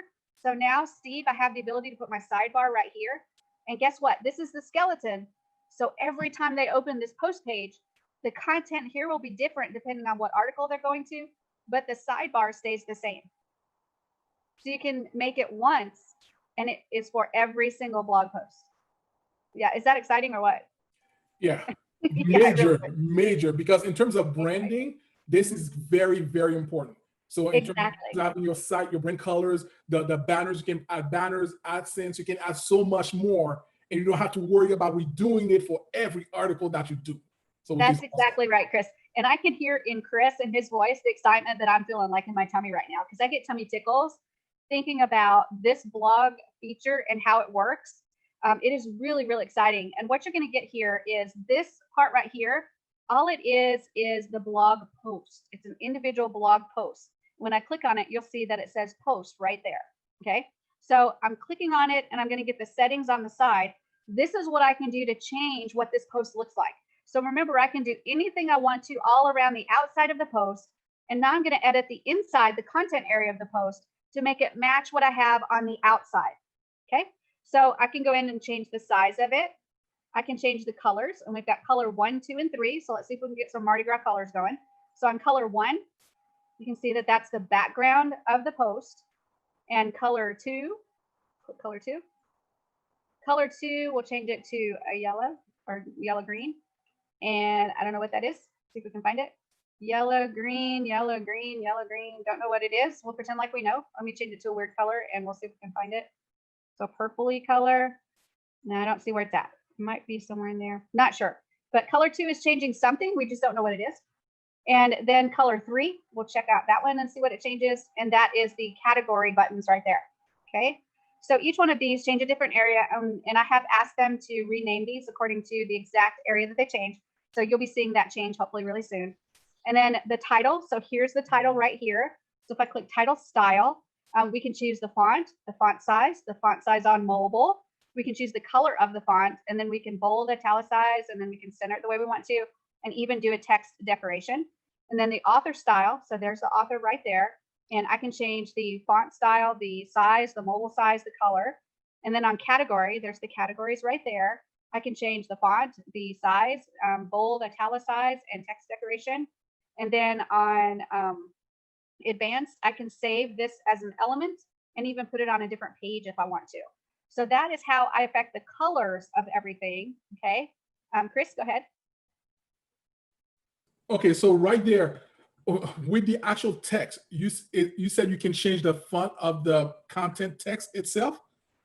So the content itself, no. The content itself is what we do when we create the post. Okay, gotcha. Okay. That's another reason why you would create a template, right? Because if you don't create a template and define what your font size is, there's potential that you forget, and the next post you create is going to have a different font size. So you definitely want to create a template with the exact font size you want to use and all that, so that you can just pull it in real quick. It's got everything you need and it's ready to go. Awesome. Absolutely. So we've changed all these things in the settings, but remember, we also have this mini toolbar, right?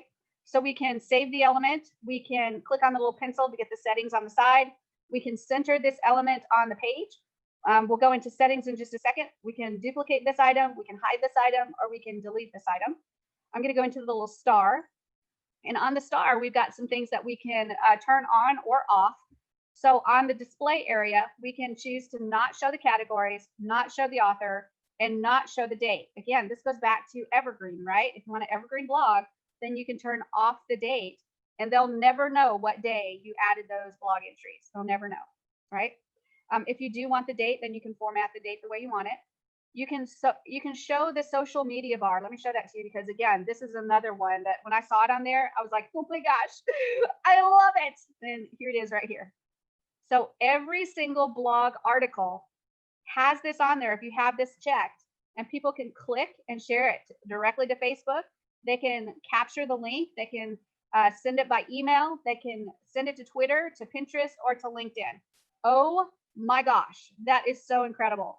So that's another huge thing that will help get you traffic is people can now share that really, really easily because that social bar is there. If you don't want the social bar, which I would be calling you crazy if you didn't want it, you can uncheck it and it will remove it. You can also on the social bar say, I don't want them to be able to share it by email. I don't want them to be able to get the URL. I don't want them to be able to share it to Facebook. So you can specifically say where you want them to be able to share it to. Okay, so lots of great stuff. And then Shirley, on the social bar, does it comes with a share image? Yes, when you set up that thumbnail, that's the share image. Okay. Then on the social bar itself, you can align it to the left, center, or right of your article. And then you can actually choose a theme for your social bar. So it can be a square or a circle. So there's the circle. And then I'll put it back to square so you can see the difference. Right? So great, you guys. So now you can see that there's a ton of power in being able to have this social bar on there. I think it's fabulous to be able to make it look exactly like you want it. And this is actually just the beginning. So what we've covered tonight is the setting up and connecting your blog. We've looked at the blog feed page. We've looked at the blog post page. That's enough to get you started in creating your blog. So here's what we're going to go over next week. And this is what's going to blow your mind. So next week, when we meet, we're going to go into the add area and we're going to go to elements and we're going to look at each one of these blog elements. So we're going to look at blog featured, blog feed news, blog general, blog groups, blog list, blog post. All of those we're going to take and we're going to use them on pages that are not one of the blog pages. Okay.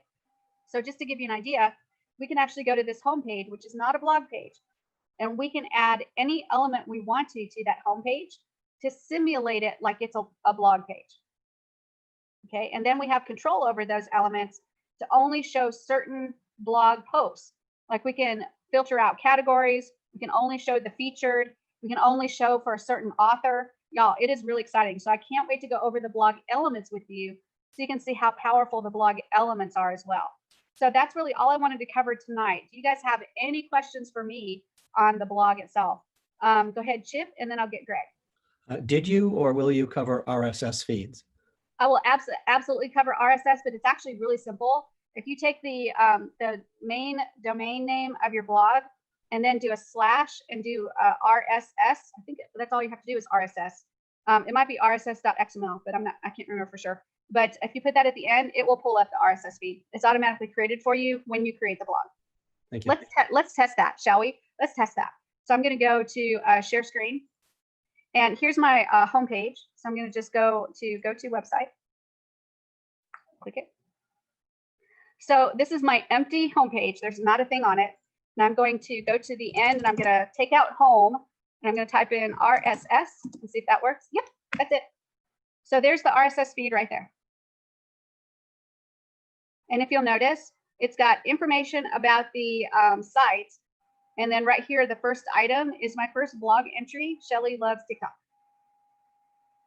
So all it is your domain name, whatever your domain name is for your home page.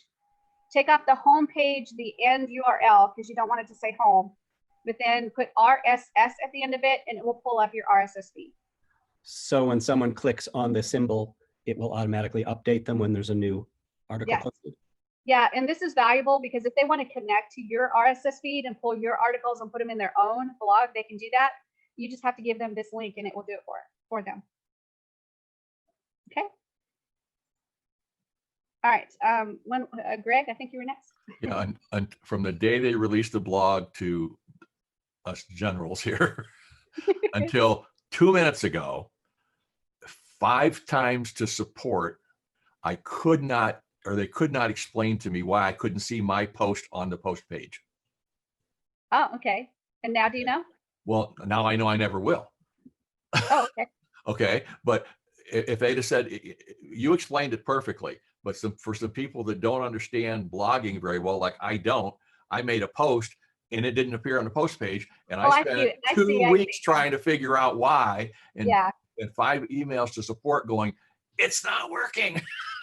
Let me show everybody, because I think they may not exactly know, but I think you can verify if I know exactly what you said. So I'm going to share the screen.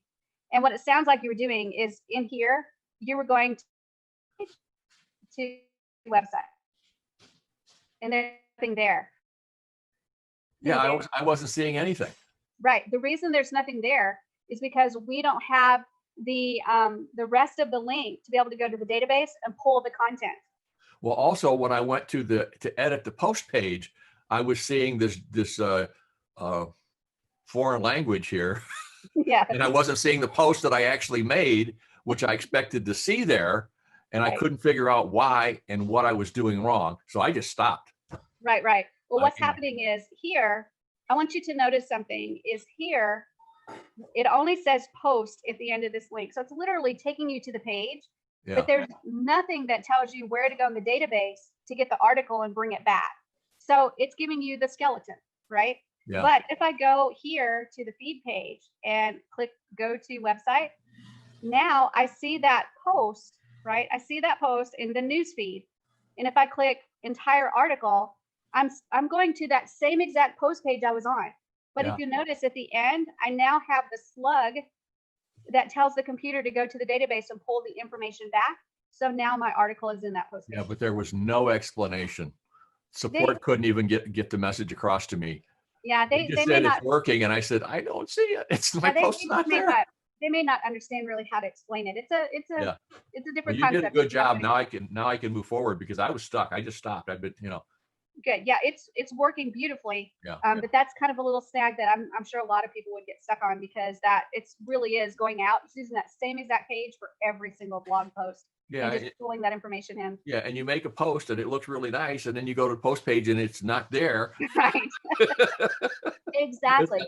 Here's the other thing I want to show you too. Let me go back to that page, because somebody was saying, can you send them directly to that post?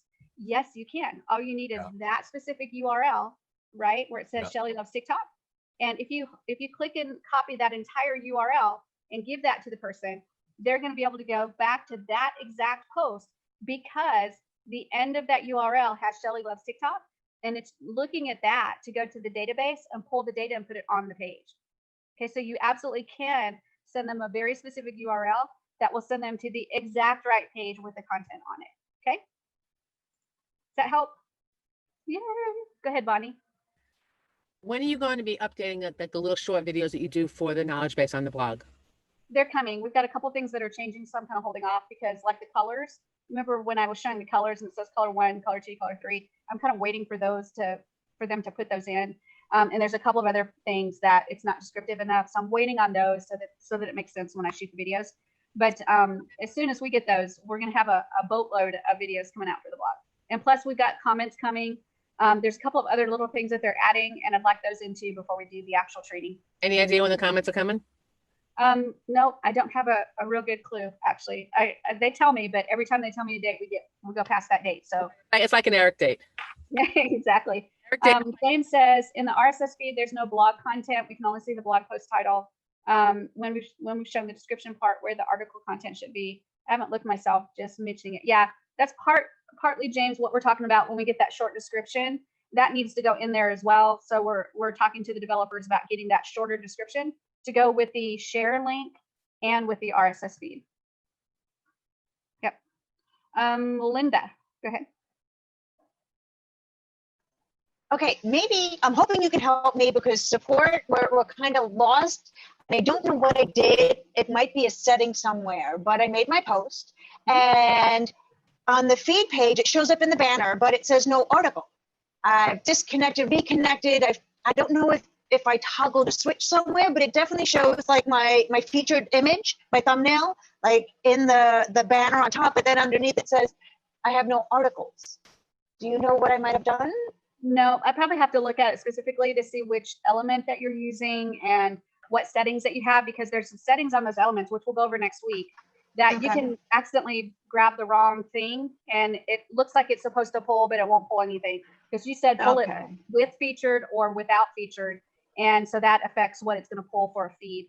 So let's definitely, if you can't figure it out by next week, let's take a look at it together next week. Okay. And one Okay. other, so if I'm like starting over and I'm disconnecting, I'm making a new site, is it holding those settings of the mistakes I made from a previous one maybe? Because at one time it was there. And then I'm like, oh, okay, now that I figured it out, let me do it again because I want to do it better. And I think I hit something, but it doesn't seem like maybe if I did, it's not releasing what I did. But I guess we'll figure it out next week. Yeah, Then. I wish I could tell you for sure, but I'd really have to dig into it. And there Okay. are a couple settings in those elements. And it's unfortunate, but I don't have every single element memorized yet. I will, by next Tuesday I will. But right now it's kind of all a bunch of jumbled up pictures in my brain because I haven't worked with it enough to have them all memorized. But by next week on Tuesday, I bet you I can nail it in a second. Thank you. Yep, no problem. Davida and then Cindy. Okay. Okay. The thing is that when I had a couple of websites that were set over on Pixel Perfect, and when I moved them over and I moved the blogs over and I just put them into the feed and into the post, it just showed up immediately. And it just figured, it just kind of came over the way it was originally. Yeah, the import feature from Pixel Perfect to the Cheetah blog is beautiful. It's a beautiful thing. I pulled a blog over and I think I actually wept. It's that good. Yeah, it's lovely. So thank you, Davida. That was really good. Go ahead, Cindy. All right, 2 quick ones, I hope. So is there a way in the tab to change the favicon on the blog from the world, little gray world? Let me think about that. Let's take a look. Let's go to share screen. And if it's possible, let's see, here's the blog page. Here's the settings like any other page. If I go to settings, there's the general settings, integration, page script, SEO settings, pop-up settings, header settings, footer settings. So let me look at general settings again and then she'll know. So I don't see it. So can you do me a favor, Cindy? Mm-hmm. That's one that I haven't thought about yet. So can you remind me in a text message, or not text, but Facebook Messenger, just send me a quick note. Shelly, what about the favicons on the blog page? And I'll get that to the developers. Okay. Right. My second question goes back to where you were showing the SEO, and it had the checkbox where if you do custom SEO, you put the tags in and the keywords. Right. If you do not do custom, is there default that's pulling from the blog for you? Yes, and that's at the blog level. So you can do that, the blog SEO settings at the top blog level, or you can set it on the page level. So Okay, so either way, you're both. putting it in. Yes, either way you're putting it in. So Okay. let's talk about that in a minute. So if I set it at the blog level, then that means every single page is going to be set to have those same meta tags and keywords. Okay. But if I set it at the page level, that means it's going to override what's in the blog at the blog level and keep it at the page level. So you have a lot of power. We're talking about a lot of power to be able to set it either at the blog level, so every single page is already set, or set it at the page level so you can make one page maybe different, more SEO heavy or lighter SEO heavy, or different keywords, whatever you want to do to try to change it for that page. But for me, I think if I'm setting up a blog, I would set it at the blog level and not try to set it at the page level for every single page. But what are their different categories? Wouldn't you want to do that though? Yeah, you can absolutely. Okay. If you want to do it for different categories, you absolutely can. Yes. All right, thank you. I'll send you the Facebook message. Yeah, there's another thing that I wanted to show you guys, because this is actually really important, and this question has popped up. I want you to notice that on this website, the home page is this page right here. And I've had a lot of people say, what if I want to build a blog and I don't want a page to be the home page? I want the actual newsfeed page to be my home page. So if you want the blog feed page to be your home page, So first of all, you'd never set the post page to be your home page because it doesn't have the information it needs to pull the content in, right? You have to go to this page by clicking on another page. So you never, everybody write this down, write it on your forehead. So when you look at it in the mirror in the morning, you know it. Never set the post page as your home page. But for the feed page, that would be a great homepage for a domain, like say blog.shellyturner.com, right? So to do that, all I do is click on these triple dots right here and go to settings. And then right here in the general settings where it says initial, it's the same thing as the home page. It's the initial page.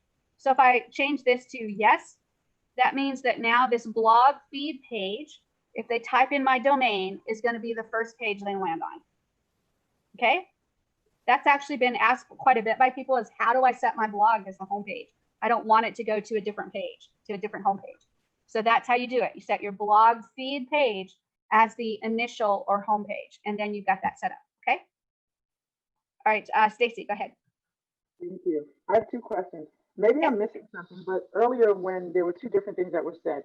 One was something about renting, not when we talk about the evergreen blog idea, but someone talked about renting the blog and using your Builderall account and putting a blog on someone else's page. And you all thought it was a good idea, but if I just want to make sure I'm not missing something. So for $10 a month, if you don't sell them Builderall, then you're losing out on your commission on Builderall. So I was a little confused. I didn't think that made any sense. If I'm providing somebody with a blog and a website and tools, whether they use them or not, this is my basic fee. It's $69 a month plus the extra for the blog. So just a perspective, and I just want to make sure maybe I wasn't missing something. So did I understand it clearly, Shelley?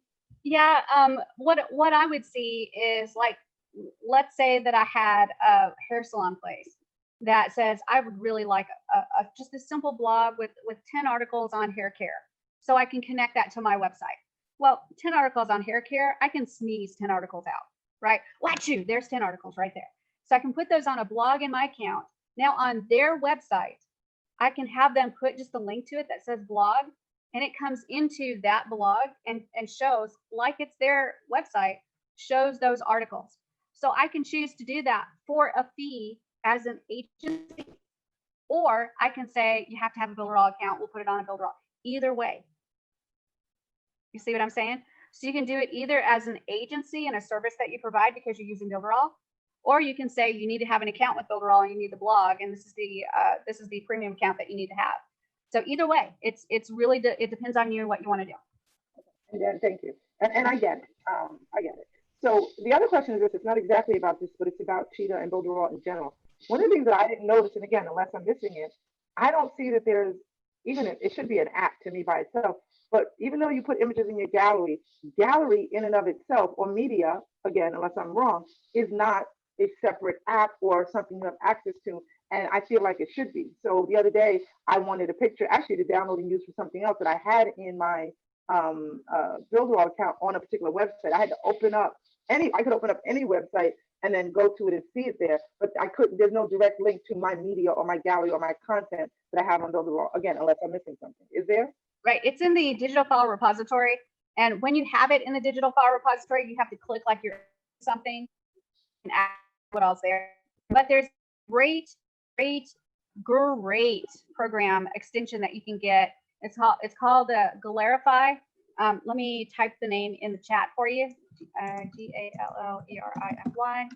It is a Chrome extension, and what it does is it allows you to go to any website, and when you click the extension, it will pull up, I think this is the right one, it will pull up all of the images on the website, and then once you see all the images, you can download the ones you want, either individually or all of them at the same time. Now, this is hugely valuable, and here's why. Because there are 50 bazillion templates out there that Builderall has. And I've been guilty of this where I'm like, okay, I want the images from that template, but I want the icons from that template, and I want the whatever from that template. So all I do is pull them up like they're live on the internet, right? So I pull them up like they're live. Then I go to Gallerify and pull off the ones that I want and then use them on my own. Right, and that's fine as a third party, yeah, but for all that we have in Builderall, it just seems like it would just make sense that there be some kind of media depository or repository where we can just get our stuff, everything that we have, no matter which app we're in or what tool we're using. Even if we're using, what's the other thing where we can go in and put pictures inside, like say a computer, and then you can put your own words in there. I forget what that one. Mock-up, right. So for example, that's the perfect point. So if I'm in mock-up, I already have stuff in my gallery, my repository, blah, blah, blah. I should be able to access that stuff, not have to go upload it again, or amongst all the tools that you can use. If I'm in the e-learning and I'm setting up an e-learning thing, my images or should already be there and I should be able to access it. So it's just a request, really, is what I'm saying. For Yeah, that. but here's what I would suggest, Stacey, and it's a really, really good idea. I would suggest that you put that in a written format and get that to support, and support will get it to developers. But here's the thing. Gosh, that sounded like Eric. Here's the thing. But we've got 38 tools right now, and not all the tools are written in the same language. Not all the tools were original content that Builderall created. Some of them were tools that we bought the code. We brought it in, we changed the code a little bit to make it Builderall, and then we put it on there. So as much as I say I would love to have that happen, the reality is that not all the programs are written in the same code, and they're not all able to be cross-pollinated like that. So my answer to you is it probably will not happen, because they're all so different that I think it would be a real challenge for the developers to be able to do that, for sure. I know that's not a good answer for you, but that's an honest answer. It was a mailing box. I was in so many different places. I'm like, wait, shouldn't I just be able to go to one spot? But okay, I understand it. Thank you. Yep, you're welcome. That was the honest answer. Mike, question? I've got a quick question, Shelley. Okay. When you're actually in the feed and you have the read more button and you click on that button, it goes to the post. All right. How do I get back to the blog? Well, that's easy. You just create your header at the top, whatever header you want, and put your menu on there so you can get back to there. And we'll go into Cheetah. So let's go to apps, and we'll go to Cheetah. And you guys will get to see kind of my thought process of how I'm putting this together. So I'm going to look for my team website, which is right here. There it is. Welcome. And then I'm going to go to edit site. And I did a couple of things ahead of time. If you look, I've got my blog page for the feed right there. And then if I keep going down, there's my post page right there. And then I can also see my blog pages right here. You see that? And then I haven't added them to a membership area yet, so I'll probably do that after a while too. But right now I just want to keep them out of a membership area so I don't have to keep logging in to get access to them. But so I've got everything that we did last week on Tuesday, I've already done. So now we're going to go in and take a look at how I've configured them. So I'm going to go into the feed page first, and I'm going to click edit page. And you're going to see what that feed page looks like that I've done. And I made it really simple. I did just a kind of a white header up here. Actually, I think I might change that to a blue header and make it a little bit smaller. Maybe move that down just a little bit like that. Just like that. Create a little bit of space like that. Yay me. And let's make this blue just because I can. Let me move you guys down a little bit. And we'll go to panel and colors. And let's see if I've got my colors in there. No, we'll just make it a general. Just a minute to find my shoe. You've been good. I haven't let you out. I'm so glad you're letting the doggy out, Darla. All right, so I've got my little divider there, and you're going to see in a minute that this page actually has a global header attached. So when we look at the live page, you're going to see my global header at the top of this. So I don't have to put a header with a menu on because I already added my global header. So all I've done so far is I just put a little bar here. Then this one, this little element right here is just when I click on it, it's the blog news slider. That's all this is. And this is one of the things that we're going to look at tonight. If I go to add, element, and then go down here to blogs, I think it could be a blog post. Nope. Blog featured. Nope. So it might be something like this, blog slider. Okay. So that's one of the elements that we're going to take a look at separately tonight.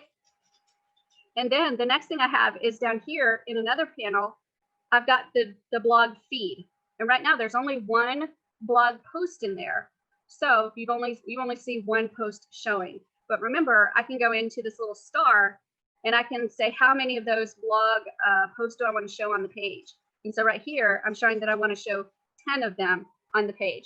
So if I had 20 posts, 10 of them would be showing on this page. Okay, so just scroll it right down to the bottom, right? I've got the clean theme. We kind of talked about this already, how to set up this feed by clicking that little star. I'm showing the author, I'm showing the categories, I'm showing the thumbnail, I'm showing the date that it was written, I'm showing the content, and I'm showing the read more button. And my read more button actually says read more. I haven't changed that at all. And the date format is month, day, and year. So I'm going to click save there. So you can see how I've got my feed page set up. Now I'm going to save that. And then I'm going to go back to my page list, and I'm going to go to the post page. And this is where each individual post shows. So I'm going to click edit on that page, and you'll see what that page looks like. So this one came with your logo here. Click delete that. I'm going to put a little header on that page. Delete that color to that blue color. So hopefully we'll get it close to what we had before. So blue, there we go, because blue is my favorite color. And I will shrink it up just a little bit.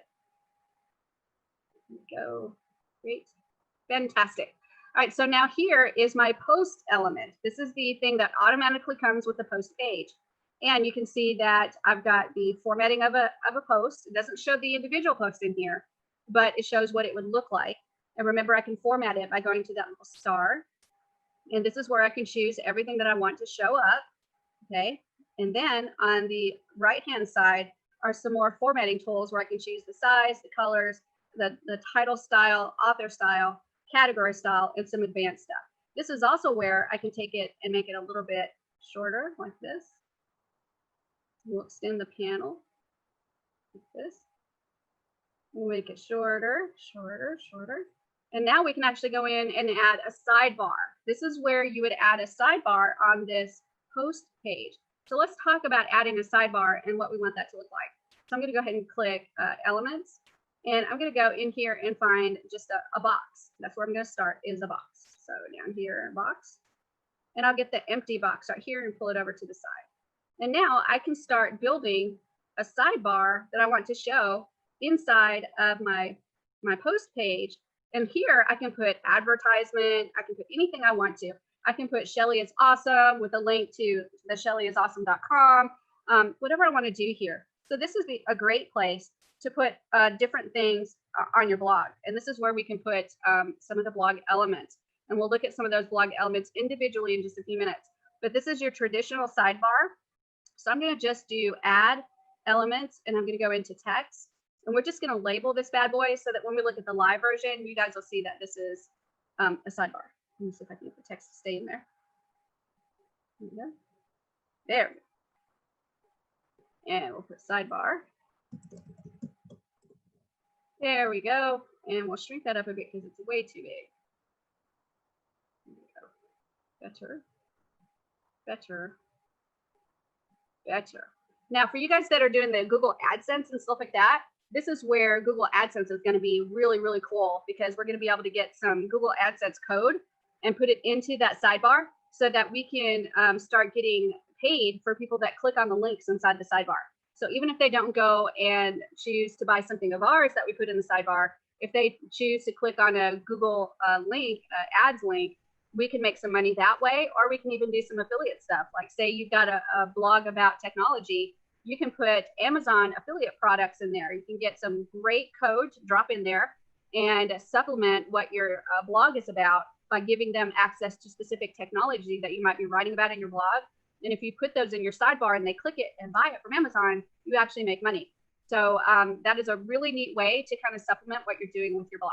So I'm going to stretch this blog out just a little bit to bring it up against that sidebar. And then we've got a footer right here that's got some articles. It's looking for some articles and it says no articles found. So that's okay. We're going to leave those right there for now, but they're under posts. So right now we're just going to leave this as save. And then that's fine. So we've played with our feed page. We've played with our post page. Let's take a look at what it looks like live with that one post that we put in so far. So I'm going to go ahead and go to Cheetah. And here's my feed page. So I'm just going to go here to the triple dots, and I'm going to go to the website page.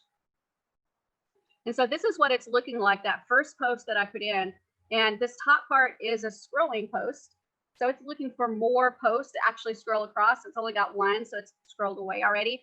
But then down here, I've got my first post. This is where the feed is at. So if I had a second post, it would be right underneath it. If I had a third post, it would be right underneath that. Fourth post, it would be right underneath that, and so on and so forth. Okay, so that is what that page is looking like right now. Now, if I go to this post and I click read more, when I click it, it should take me to the post page, which is right here. And all I did was put some simple text in there. And the cool thing about this post page is that we've got the share automatically in there. I love this because now every single post, you're going to be able to either get the copy of the link directly. You can share it via email. You can share it on Facebook. You can share it on Twitter, Pinterest, or LinkedIn. So you can actually do all of that, which is fabulous because if somebody's reading your blog, they're going to be able to share it really, really easily. I think I had a question. Let me stop sharing for a second. Bonnie, go ahead. With the scrolling blog, is there a way that they can have it so at the end it either repeats or it stays right on there? Because when it looks, yeah, I've got that requested into them. Yeah, because I think the maximum you can put on there is like 8 or 10 or something. So if they're on that screen for any amount of time and it scrolls through all of them, it just goes whoop and disappears. right? Because we saw that on what Linda was doing, that it went through it and then it stopped. Yeah, right now I don't think there's a way to loop it. So I have requested that for the developers. Ryan. Good morning, all. Oh, hello. Hello. I just wondered, is that the best way to share for us, clicking that share link, or is it better to get the URL to share it on social media and places like that? I think if you click that link, it's going to give you the exact URL. So that I think it's 6 of one, half a dozen of the other. Yep. But you need to make sure that you go to the actual click the read more and then get the URL. It's not just the URL of the blog page. Because remember, if you go to the blog page without clicking the read more to go to the page, then you're only going to the skeleton of the page. It has to have the click from the read more so that when it opens that post page, it has the correct URL parameter at the end to be able to get the correct article to bring into that page. Okay, so that's really the important thing. I've had a lot of people that have messaged me and they said the blog's not working. I've been to the post page and there's nothing on there. What they did was they went directly to the post page. They didn't go to the feed page and then click a read more to be able to get that full URL to show the article in the skeleton of the page. Yeah, I had a little bit of, I started putting on the post page several posts thinking I needed to set it up like that. And then on the feed page, that post was repeated, I think, from memory. Yeah, you're probably like, what the crap? Yeah. Cool. I had another one today too that said, so when I have the feed page and it says read more, how do I put the link in there for it to go to the right page? And I said, it's magic. You don't have to. It'll do it all by itself. And he was like, nah, you're kidding. I'm like, nope, not at all. So we have magic in our blog. It's true. It's true. Yeah, it's really, really exciting. So now that you've seen kind of the basic structure, I want to create a brand spanking new page. And we're going to take a look at all the elements that you can use that are not only usable on the feed page and on the post page, but these are going to be usable in any page on your website that you want to use. Okay. So if you've got a home page, right, and it's not one of the blog pages, it's just a regular home page, you can pull these elements in and then configure them how you want them to look. And it looks like you've got a little bit of a blog right on that home page. So that's kind of the magic that we're going to show tonight. And I'm super excited because these are so valuable in being able to create a fully functional website that is really, your blog is surrounding it. You want them to go to those articles and read them and be active on your website. So let's jump in and take a look at some of these elements and see what they can do, and prepare to be amazed. So here we go.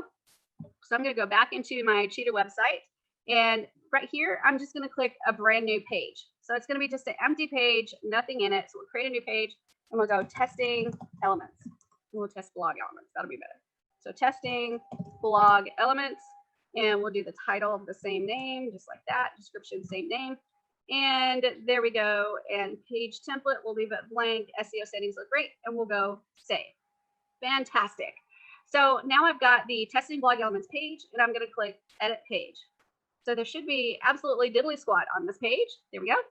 And we're just going to add a panel. So add panel and a blank panel. So there we go.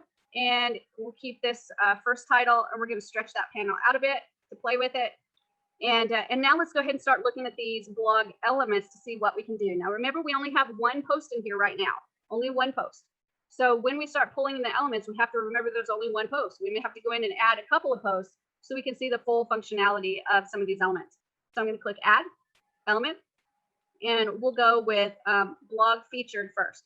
So if I click blog featured, we've got two options. So we can choose option number 1, where we've got the thumbnail at the top, We've got some of the content here, and then it looks like we have a read more button. So it's more like a portrait type view, or we can click the second one. That's more of kind of a landscape view. Let's do both just because we can. So we're going to drag one of them across, and there's that one. And this one was the post area. Let me go back here, elements, and we'll drag this one across. There we go. So we got both of them now. So we can see exactly what each one of them are going to look like. But I want you to notice that no articles were found. So let's take a look at what that said again. So it's elements and blog featured. So what we have to do is we have to create a post or two that are featured posts.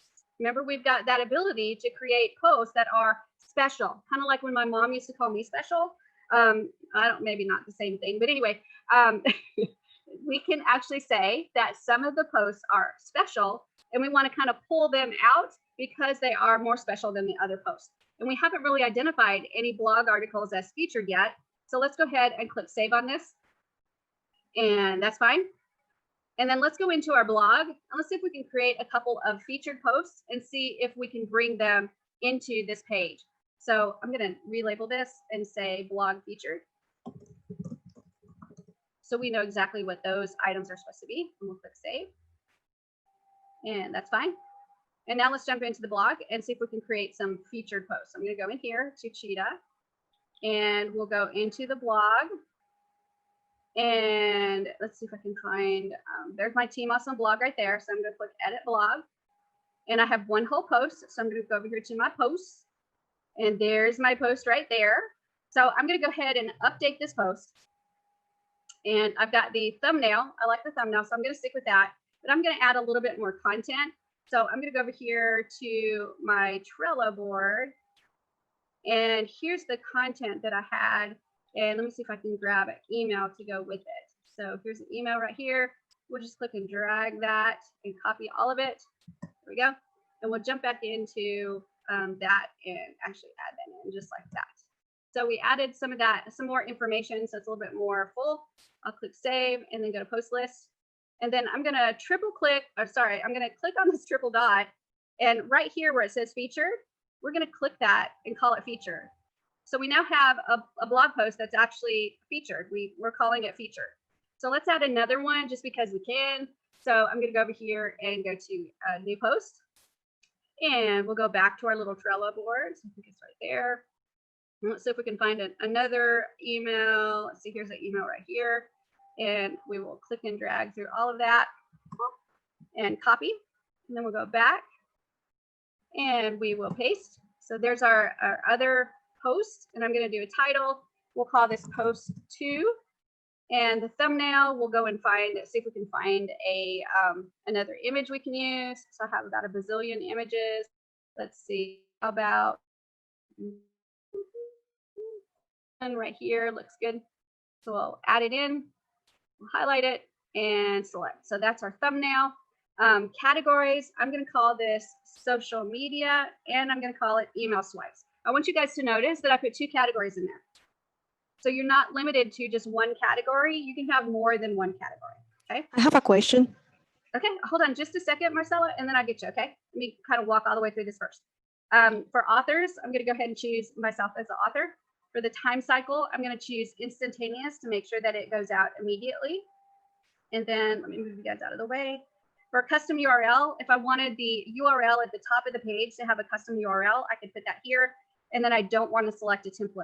So that's everything I want to do. I don't want to play too much with the fonts and everything here in the post. You guys can play with that and make it pretty. But I'm going to go ahead and click save. And let's go to our post list. So now we've got 2 posts in here. We've got one that's featured and one that's not. Okay, everybody with me? So when we look at that page, we look at the live version of that page, it's supposed to show the featured posts. So hopefully what we're going to see is this post right here, but not this post right here. Okay, so Marcella, let me stop sharing and let you ask your question. Go ahead. Thank you. Hi. Hi. You showed us, you chose a picture for the thumbnail, but what if I don't want any picture after I chose one and then I decided I don't have a picture because I couldn't left that space in blank, like nothing. I couldn't. So what I'm asking is, if you go back to the post that you already did, you put a picture for the thumbnail. What if you don't want any now? So if you don't want your thumbnail to show, you need to pick a thumbnail, because if you share your article, it has to have a share image. So if you don't want the thumbnail to show when it's listing the blog entries, Yes. when you go into that feed element or the post element, and you hit that little star for either one of those, you can uncheck show thumbnail. Oh, okay. Yes. Does that make sense? Yes, thank you.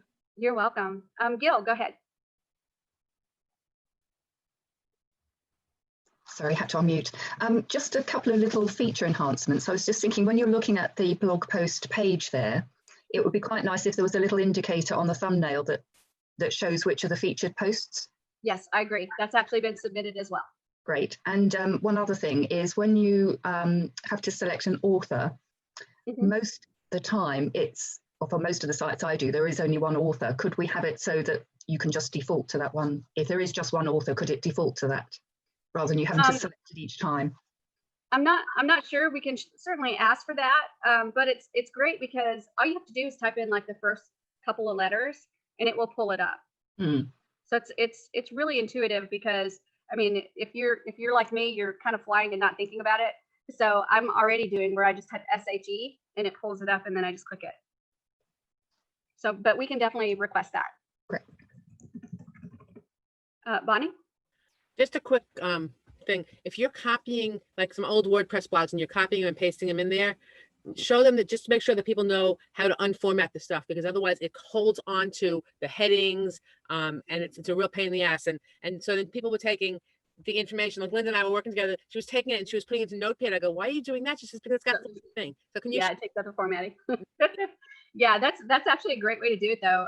Yeah, the next time I go into the post, I'll actually show you how to remove the formatting. Yeah, yeah, let's take a look at the live pages real quick and see what we've got so far. So I'm going to share my screen, and we'll go back here where the pages are, and let me go ahead and republish. Every time that I work inside the blog, I need to remember to republish, because the blog itself is not necessarily connected, like if you make a change on a page. So if you do any work in the blog, before you take a look at the live version, click republish, and that will get any connections connected for you, so that the changes that you made inside the blog area will be reflected on the live page, because all those connections will be there. So make that a habit. If you go into anywhere that's not a page and make a change, that you click republish. Okay, that's actually really important. And then right here, test blog, we can actually click here and go to the website. Let's see what we got. Oh, I think I got to publish it. So let me go back here, and we'll go to, let me see if I can find that site. Dun, dun, dun, dun. Save and assign. And let's try it again. So we'll go here and we'll go to website. There we go. And it's still thinking. So we're going to pretend like that's working perfectly, and we're going to keep going. So those are the blog featured items, and we'll go back into that page and we'll make sure that we configured it correctly. Click on here, and I'm going to click the star, and it says, what do you want to do for featured components? And here we go. It's just asking us which components you want to do. So I think that we said that we wanted the first post on there. Is that right? And I'm not sure why that has to be chosen. It should be there automatically, but that's okay. So we'll click save, and there it is. Oh my gosh. And then here we go. We'll click this one and click the star and feature component first post, and there it is. Yay. So let's go ahead and save and take a look at what it's doing. There we go. That's fine. And we'll go to the live page. Here we go. We'll refresh it. And there we go. So we had to actually choose those items to be able to show in that particular element. So that's weird, but that's okay. Also, I want to go ahead and click on here and go over to this side. And remember that we can change the formatting of this. So we can change the size of it. We can change the colors. And this has got color 1, color 2, color 3, color 4, color 5. So you know those are going to be changing. I've submitted all of those to the developer so they can change those to exactly what area of the post they're changing. And then you can round the borders if you want to. So you can take those corners and round them. And then you've got the title style. So you can change right here where the title is and what it looks like. You can change the size. You can change the size on mobile. You can change the color of the font and then how it actually is formatted. And then you can actually do a text decoration like overline, line through and underline. Content style. So right here where the short blurb of content, you can style that one by changing the font, the size, the mobile size, the color, the justification, bold, italic, and any text decoration. The button style, that button right there. So if you click that, we can change the color of the button, the size of the text on the button, the font style, whether that text on the button is centered, justified, bold, italic, and you can put some decoration on there. We can change the way the author looks. So right there is where the author name is at. So we can change what that looks like. We can change the categories. And Bonnie, you'll notice that there's spacing in between them now. See that? Yay, us. And then we've got some advanced features where we can work with layering and we can save elements as something that we can use later in another website or on another page. Shelley, why is the read more button on top of text? All we have to do is make that content area bigger. That's all we need to do. Let me click on this right here. Click on the panel. You guys are kind of blocking my view here. So I'm gonna move you over to the side. Move this down, and move that down, then you can see a little bit better. There we go. All right, so hold on. There's our panel right there. All right, so let's take a look at why that's happening. Okay, so if you'll see right here, the email, it says email copy or something like that. So there's spacing right here that I actually put in there. So there's a couple of spaces, and then email copy is the next word. But I could work with that and actually change some of the settings in there. So right here where it says content height, I can actually change that to show more content if I want to. So Bonnie, right here, there's a couple of line spacing between where it says subject line and where it says email copy. So if I didn't like that line spacing, I could go in there and remove it, because remember, it's taking from the first part of the article. We still don't have the short description area yet that we can put in there so that it would have just the short description. Why does it have email copies? Is email copy the short read more? What does email copy mean? That's what I put in there. This is the email swipe for my team. Oh, I thought that was like a standard thing. And I'm like, what? No, this is what I put in there for the post. This is the actual button right here. So if I want the button to be a little bit higher, I can just reduce that content height and get the button up a little bit higher. Okay. So that's all that is right there. Is I've got spacing inside my content for the actual article. Okay, got it? Okay, so we've got the blog featured area. Let's look at some more elements. So I'm going to go ahead and add. Shelley, can I ask a question about that before you go? Yeah, hold on. Let me look at your eyeballs. Aha. Okay, great. Go ahead, great. That feature that you just put in there, how does it relate to a regular blog that we have a feature? And what if we have multiple features in there in the regular blog? Well, on those particular elements, you're going to identify a blog article. So it's not necessarily looking at everything that you've identified as featured. It's looking at, I want this article to be featured on this panel. So you're identifying one blog article that you want to put into that element. Okay, so as long as it's not part of the two blog pages, it's not tied directly to the blog and pulling information from the blog. We have to tell it what to do. Yes, and here's the cool thing. Let's say that you've got a home page and you've just written a kick butt article, and you know it's kick butt. So you want it on that front page in the very top so that people see it right away. So you can pull this element in and actually have it at the top of the page, and it will pull that one article there for you with a little blurb from your article and the read more, so they can click it and go straight to the post page. Okay, but it's, if we've got 5 articles that are featured, it's not going to pull all 5 of them. Okay, all right. Not that way. All right, Not thank you. that way. You're welcome. All right, let's jump in and check out some more. Oh, another question. I think I heard somebody. No? Was it me just hearing voices again? Okay, thank you. All right, let's jump in and take a look at some more elements, you guys. So I'm going to go down to the next panel, and we're going to stretch this panel out a little bit and play with it a little bit. So here we go. Stretch that down a little bit. Stretch that down a little bit.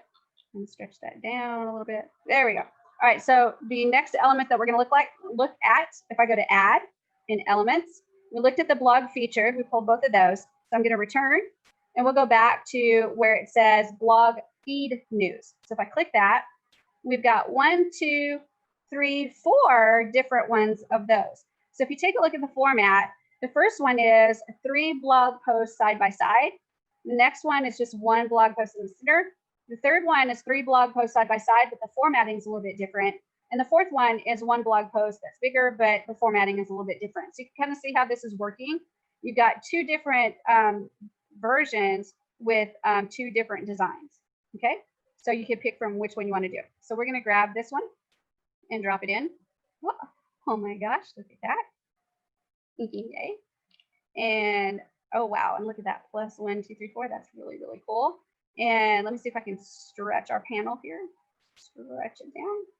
There we go.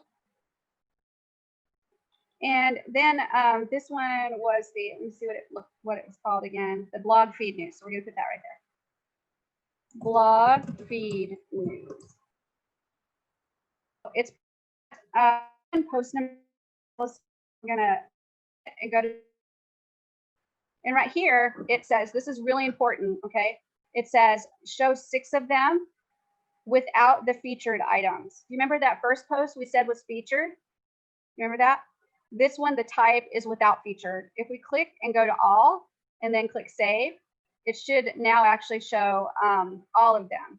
So I'm gonna go back and take a look again to make sure I saved it. So all, amount 6, headline, columns 3 should be okay. So I'm gonna click save, and then I'm gonna click save, and we're gonna look at the live page and see what it does, okay?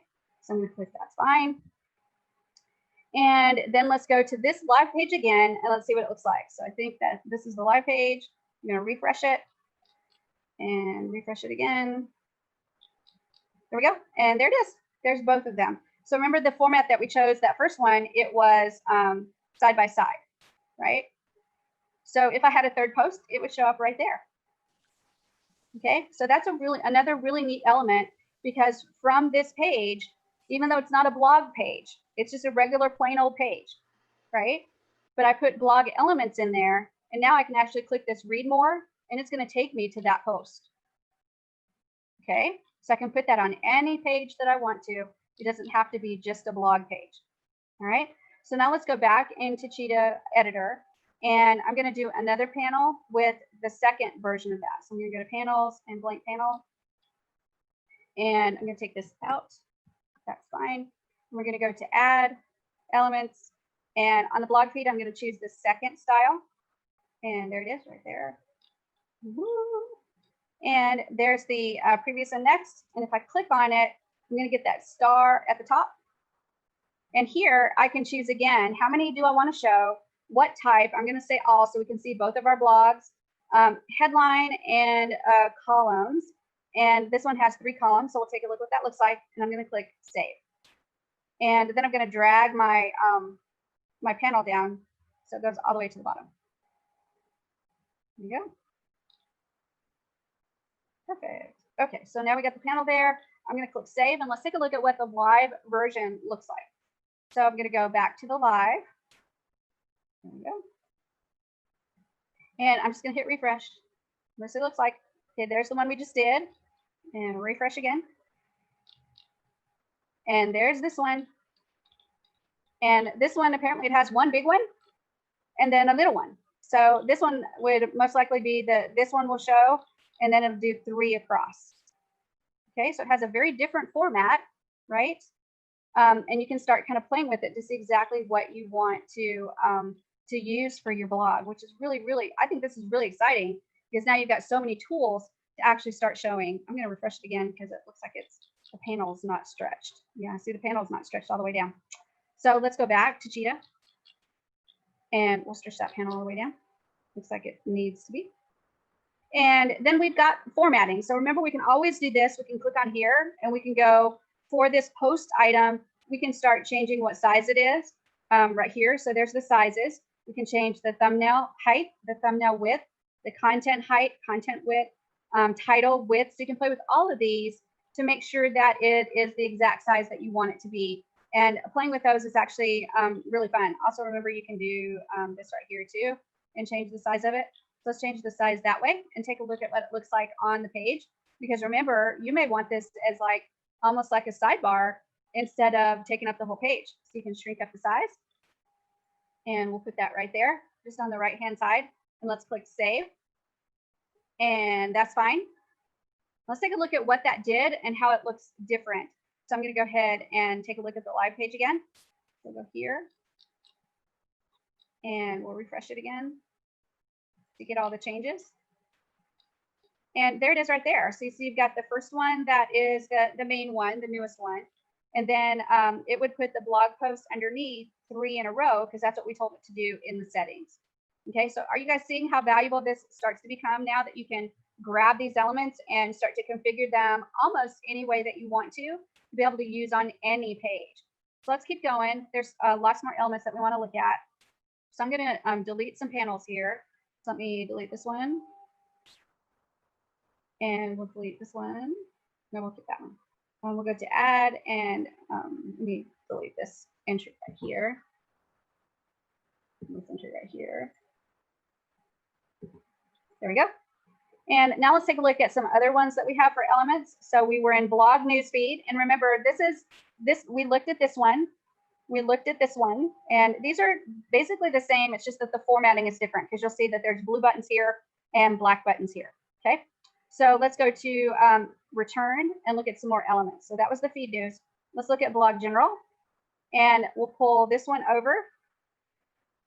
You can see that it's really wacky, right? The size of it is really wacky.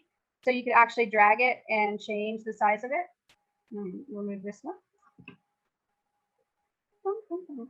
So you can see that when you start working with some of these bigger blog sizes, you have to actually kind of play with them a little bit to get the size that you want. And entries here, it's really weird. There we go. So post number 2, let me drag it down a little bit more. There we go. So you can see once I kind of reach the size of the image, that it'll start kind of stretching out weird. Okay. So as I click on this, remember I've got control here. If I click the star, I can show the latest news. I can show the featured news. I can show the total of 3 items. I can show the title or not. I can show the description or not. This could be just the thumbnail that shows, not any description. And do I want to redirect the post to the post page? And that would be a yes. So I'm going to click save. And I'm going to put that in the center of the page, just like that. And I'll click save. And let's take a look at what that looks like on the live page. So I'm going to click that's fine. And close. And then we'll take a look at the live page and what it looks like. We'll refresh. There we go. So that's what that one looks like. And if I click on it, and you see it sliding, right? So if I click on it, it's going to take me to that post. And if I let it slide to the next one, let's let it slide. And there we go, first post. Okay. So again, some really neat stuff. And you'd have to go in, and if you want the thumbnail to be a certain size, you can click size and start changing the size of everything. So change the width, change the height. You can make it smaller so it can fit inside of a sidebar. So just think about this kind of being on the side of the page, and you'd have to kind of play with the settings to make sure you've got the right dimensions to show the image correctly. Because as you can see, I set the width so that it's cutting off part of the image. So I'd have to kind of play with that size a little bit to get it to work, to be able to fit with that image. Do you see that? Or if I wanted to make it shorter, it's going to really make it weird. So then I have to make the width different to fit the dimension of that image. So it takes a little bit of work to actually make this kind of work, especially if you've got a specific area that you're working in. You got to kind of play with those dimensions a little bit to make it work for you to be able to show that picture correctly. You see how that is working? Get it down just like that. Just like that. And remember that I could take that and go to the star, and I could say, don't show the title, so not, and save. And then all I have is the image. Okay, so when I take a look at this live on the live page, it would be sliding only the image that I did as the share image. Okay, does that make sense? Gil, go ahead. I was really excited to see a slider, but then when I came to play with it, I was really disappointed because I want to use it for a blog category, because I was hoping to be able to use the blog for testimonials and have a category for testimonials.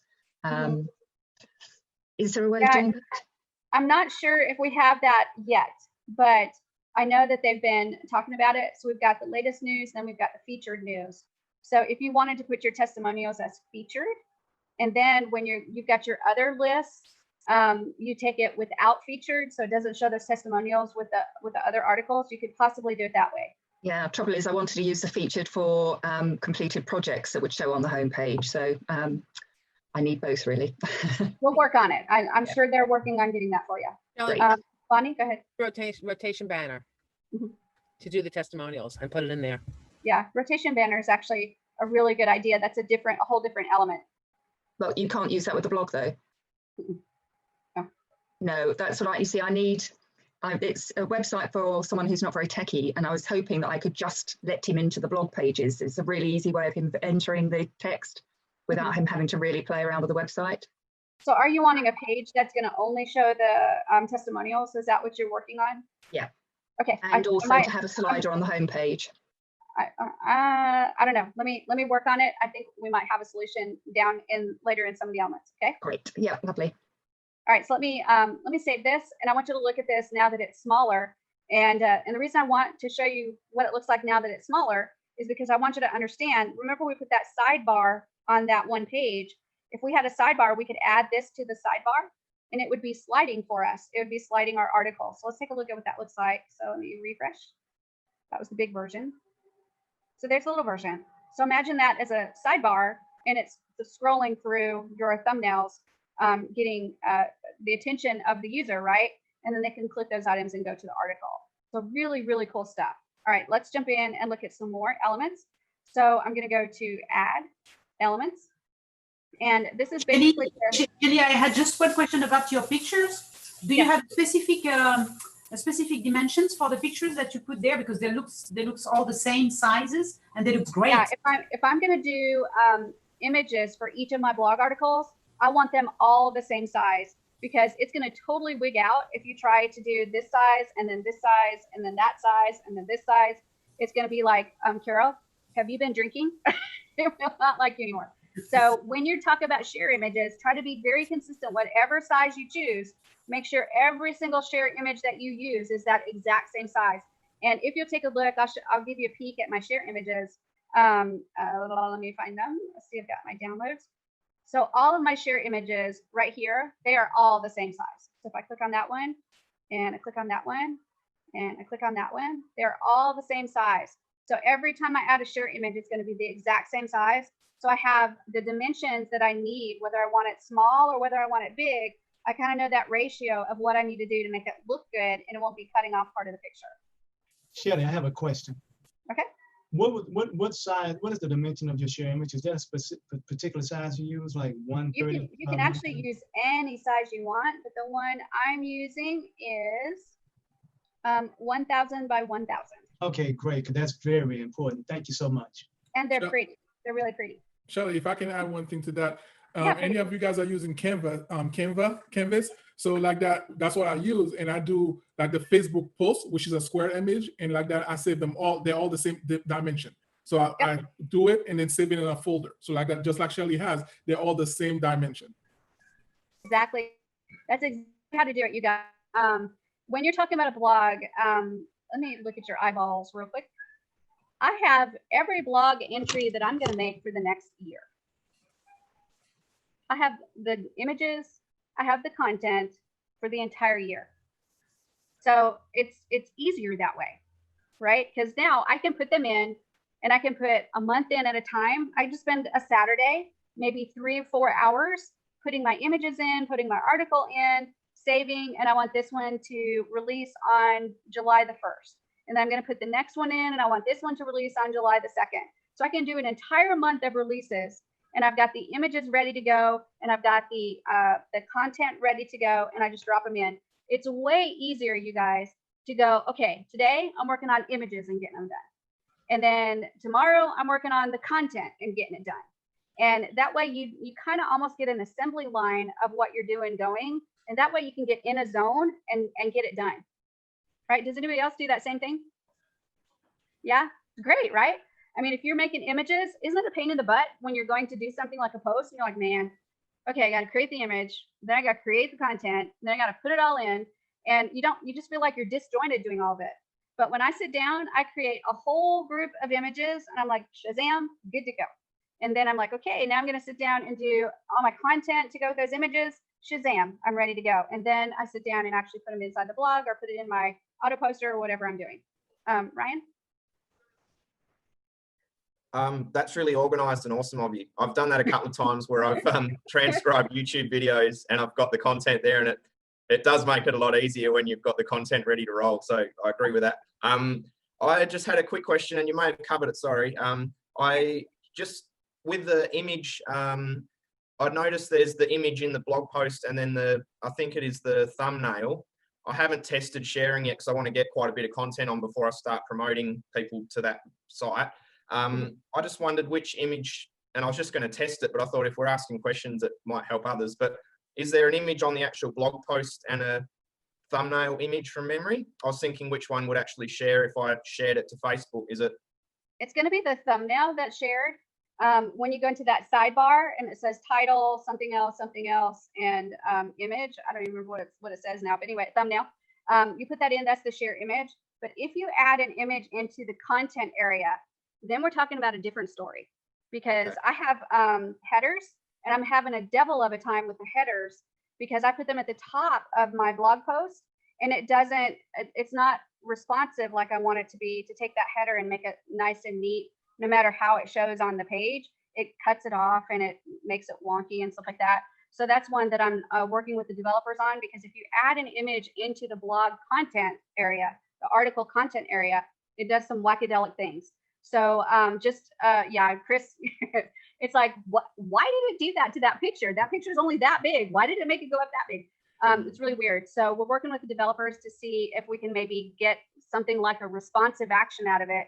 So if you do put an image in there, it will respond. If you say, I want this image to be the width of whatever the blog post is, that it keeps the dimensions of the image and responds to the size of the blog post. But right now it's not. Yeah, that's where the question came from, because I've been trying to put images in each blog post, but I've noticed, should I be picking a square one or a nice landscape? Yeah, okay, cool. It's wacky, so we're working on that. Chris? All right. From what I'm seeing is that, because I have about close to half a dozen blogs already on there, and what I'm seeing is that when you have the image and then you have the text, if you move the image, the text is moving as well. And if you press enter for the lines, it changes everything on your blog. Yeah. So I just have to like keep on pressing one space, two spaces, to make sure. It's crazy right now, but we are working with them to try to see if we can get images responsive inside that blog spot. So whatever size you make the image, it responds to whatever size the blog post is. So I don't know what that means and if they can do it, but we're going to keep working with that and try to make that happen. Okay. Sounds good. Greg, go ahead. On the thumbnail, does anybody else notice that there's just me that Facebook has a new size for images now? I haven't shared this size yet, but I think it should work. I don't know. They've got two. They've got the old version, and then they've got a new version. And the new version, it totally changes everything. The ad space pictures are bigger. I'll tell you what. Let's share it. Let's see what it looks like. Okay. I had to do like 1280 by 720. My original, it used to be 400 by 250. I could share. Let's share. What I want to do is share this. So let's go into the blog page. Hold on. Go down. We'll go to the feed page. And there's the feed. And we'll go into that one because that's a pretty purple. I don't really like purple very much, but that's okay. And then we'll go into Facebook and we'll share this. And let's see what it looks like. So it's loading. There it is. Yay, us. And testing blog share. And then we'll find where it says post right there. So it's going on the news feed. Yay. And now let's take a look at Shelly's news feed. Here we go. Dun, dun, dun, dun, dun, dun, dun. And there it is. So yeah, it actually Shelly, that's the old one. Yeah. I mean, you're using the old Facebook. I just tested it on mine and it looks fine on Facebook for mine. Yeah, that's the old Facebook view you're using. You haven't switched. So where do I go to the new one? On the top right little triangle that goes down. You might not want to. I don't like the new one. She doesn't have the option yet. I have a lot of people with options. Oh, okay. I had tried to switch from Well, I classic. have the new but it option. wouldn't let me. I'm switching it now. Let's see. Yeah, Hey, Chris, you wanna share your screen and show us what it looks like? Okay, Fine. how do I do this? Share. Oh, wait, I gotta give you permission. Sorry. Hang on. Let me find you. Where are you at, Chris? I'm hiding. Here we go. Co-host. Ready. You should have permission now to share. Share. And share. There it is. Woohoo. Yeah, it looks fine right here. It's still coming up for me. Hang on. Okay, there we go. Oh yeah, wow, that looks great. That's beautiful. Yeah, it looks fine. You're using the dark version, yeah. Yeah, and then when you That's click really on it, it pretty. goes directly to it. So it's kind of mine. Hey. Come on. Yeah, there are different sizes between the old one and the new one. Yeah. It looks fine. Interesting. Well, you know what? We may have to talk to the devs to make a special share image that's specific, the right size to be able to do the different classic Facebook versus the new Facebook. The only problem is you don't know who's got what. It's- I've got two accounts, and one of my accounts the new one, and one of the accounts the old one, and they're just totally different. Yeah, same here. So with like your groups and your pages, if you set it to go for the old one, it works fine on the new one. But if you set it on the new ones, it looks really wonky and it's missing things on the old one. See, that's why I was saying, because I use Canvas, and with Canvas, it gives you an option for the pictures for Facebook itself. So like that doesn't matter if it's the old one or the new one. As you can see, it works fine on both. So that could be the issue. I don't know. What are the dimensions of the images that you're using, Chris? Let me pull it up right now. And also, like Shelley, like even when we share our website on Facebook right now, instead of it showing the whole picture, it shows a little teeny box with the description next to it. So you always have your thumbnails cut off. Okay, it's 940 by 788 pixels. 940 by 788. Correct.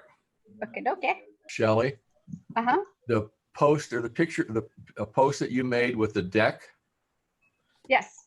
on my new Facebook account, Mhm. it shows 4 pictures in one frame.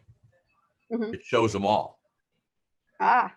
Okay, and Let me go somebody back else to is the- showing one. Here's an ad for And there's mine. that's what I see in my.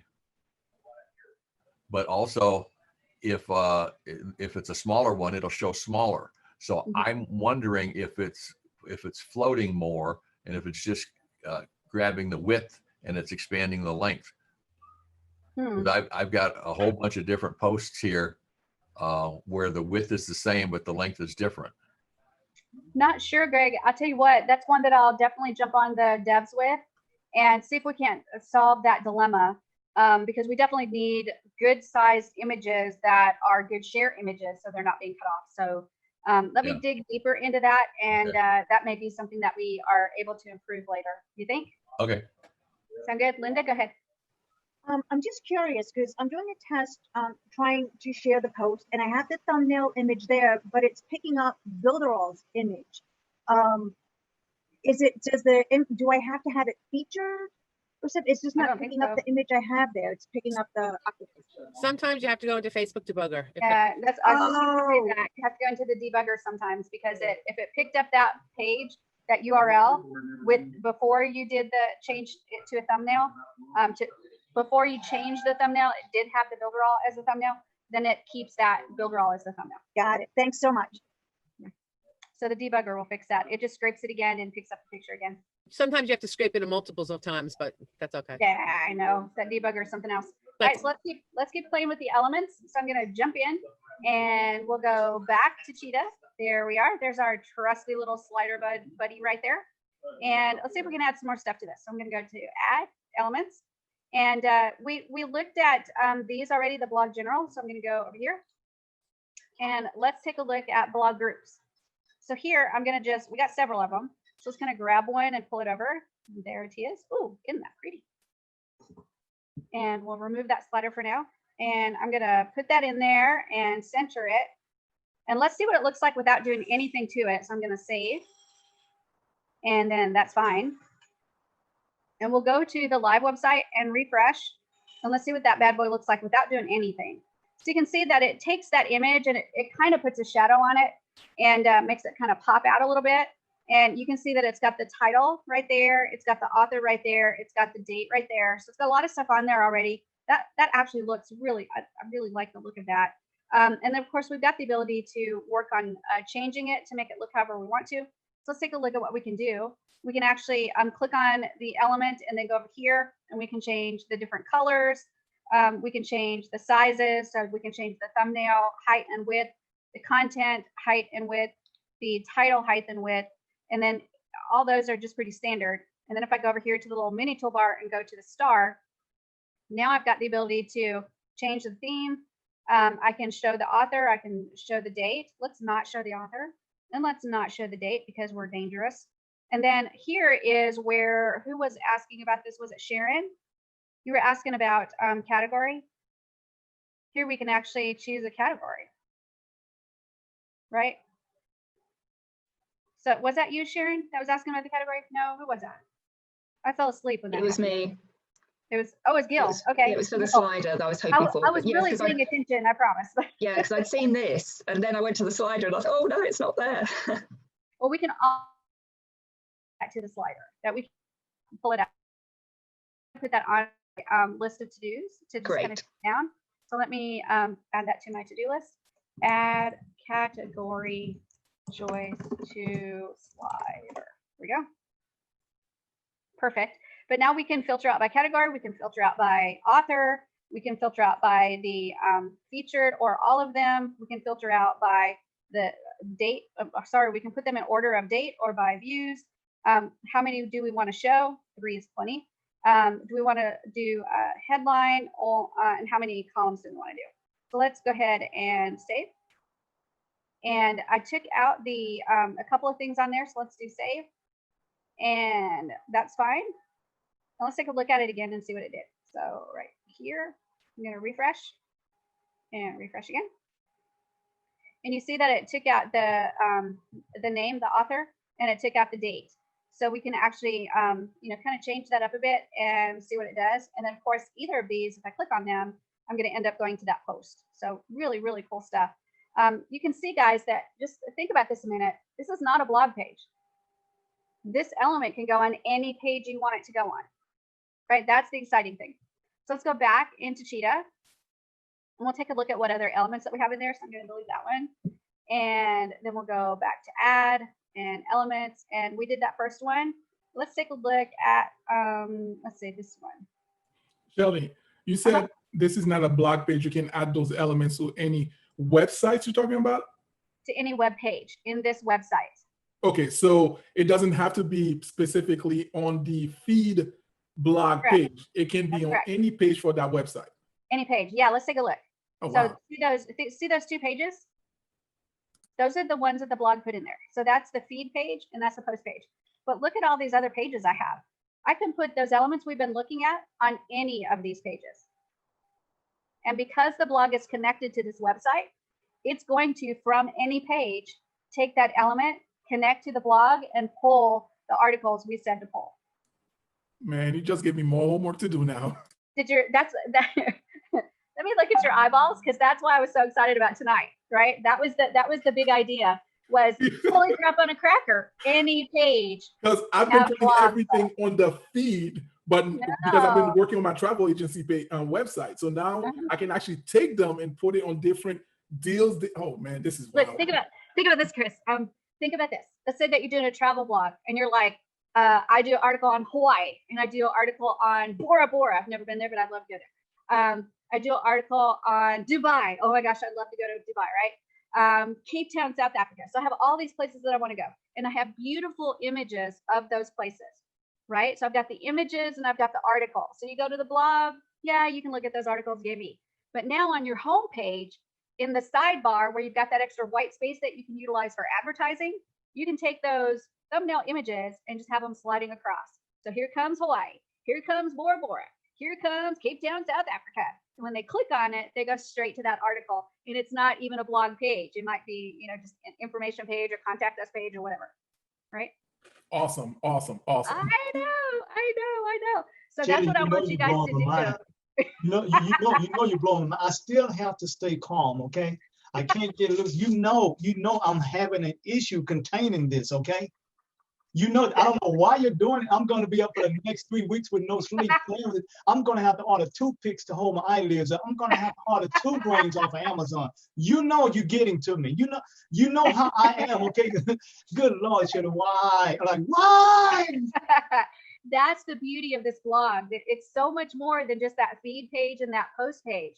It is any page you want. You can put blog elements on there and supplement that information that you've got on that page and actually lead to a blog article that you want them to go to. And of course, anytime you can keep them surfing your site and staying on your site, that's a good thing, right? And then think about this too. You get them to, Chris, you get them to click on that Hawaii picture. They're like, "Ooh, look at that picture." So they click the Hawaii picture and they go to the post page where they read your article on Hawaii. But what you did was you took the post element that shows that article and you kind of made it a little bit not so wide. So now you've got a sidebar, and on that sidebar, you've got more places that they can click to go to specific articles, or you can have some affiliate advertising there, or you can have some Google AdWords stuff there, or I mean, it's just limitless what you can do, right? Yeah, so that's thinking about this. The whole idea of what we're learning tonight, you guys, is about the real estate inside your website, right? How to maximize that real estate inside your website to where, yes, you can have white space, but don't have a lot of white space. Get in there and utilize that white space to get the stuff that you need on that website to keep them engaged, keep them on your website, and get them to your offers, because that's kind of the whole idea of a website. Dominic? Oh, sorry. Let me get Dominic, Tyree, and then I'll get you. Okay. Yeah, I actually had this question earlier when you were putting in that sidebar. So that sidebar is a box, it's not an iframe, or are you just like embedding HTML code into the box? How does that work? No, it's just a box like any other box. Like when you're creating a website, a web page, and you pull in a box, and you add a little bit of text in there, and then you add an image in there, or you add a video in there, it's all connected to the box. And if you click the box, it drags it all with it. Same idea. You put that sidebar there, and you can put some text in there. You can put another blog element in there. You just pull it in exactly like you do any other box on any other page. And then when you're done, if you want to move that box around to a different place, you can. But it just kind of is a box to hold everything. When you're, I kept it as a purple outline. I may take away the outline so that you can't see the outline, but everything would be stacked neatly inside that box. Okay, I thought that sidebar was being used for something else. My bad. Okay. No, it's all for putting whatever you want to put in there. So I've got sidebars on some of my sites that talk about the awesomeness of Shelley Turner. Go to the Shelley Turner is Awesome website and go to this website and go to that website. And by the way, here's a picture of my granddaughter. And here's blah, blah, blah. I can put anything in that sidebar I want to. They don't have a box big enough for your awesomeness. I'm sorry. You can't put that in a box. You can't put it in a box. I'm sorry. I agree. Go ahead, Tyree. What were you going to say? I have 2 questions. First, I know last week you said that when we put a sidebar, it's going to be on every blog. So, so that means if we want to change the sidebar, if we change the sidebar, will it change all the other sidebar that was previously done? So I want you to think about this a minute. Remember that the post page is a single page, the skeleton that all of your articles are going to go in. So if you put a sidebar on that one, yes, every single post will get that same sidebar. But if you're using just a regular page, I can do any sidebar I want to, and there'll be individual sidebars on each page. So you can conceivably have 52,000 sidebars for 52,000 different pages you have on your website. Or you can create one sidebar and save it as a personal item and just add it to each page, whichever way you want to do it. This is just something else. Okay, another question is, I have 2 more questions. The other question is, when you are doing, like, do you have a specific size for the sidebar and a specific size for the content space, or you just do it just by site? I personally usually get the standard, what's it called, a skyscraper size banner. Hold on a second, and I'll see if I can find the standard size of that. When you go, let me show you guys. I'm going to share my screen so you guys can see this. So hang on, let me find you guys again.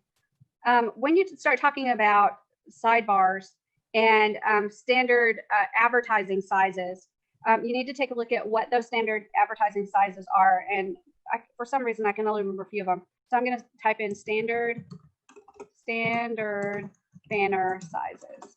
So I can do the same thing for a content box, standard size content box.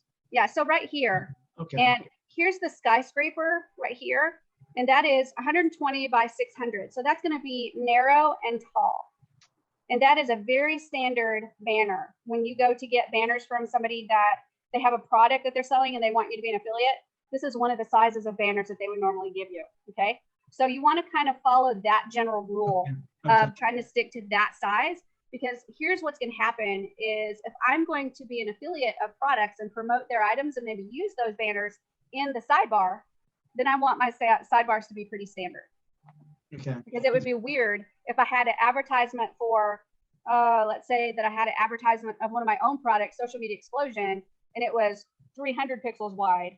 And then in that same sidebar, I had the skyscraper that was 120 pixels wide. They wouldn't match. It'd be wonky. So you want, when you do a sidebar, you want to try to have a standard size that you're working with. Okay. Okay. Well, when we're creating a sidebar and content bar, is there a feature on the blog to tell us the size it is as we're trying to size it, or we just have to understand it by sight? Yeah. When you go to the image and you click on the image, you've got those things on the side that you can click up and down on size. Gotcha. Yeah. I'm having to get back into things because for the past 3.5 months, I've been busy trying to stay alive. So yeah, thank you. I know.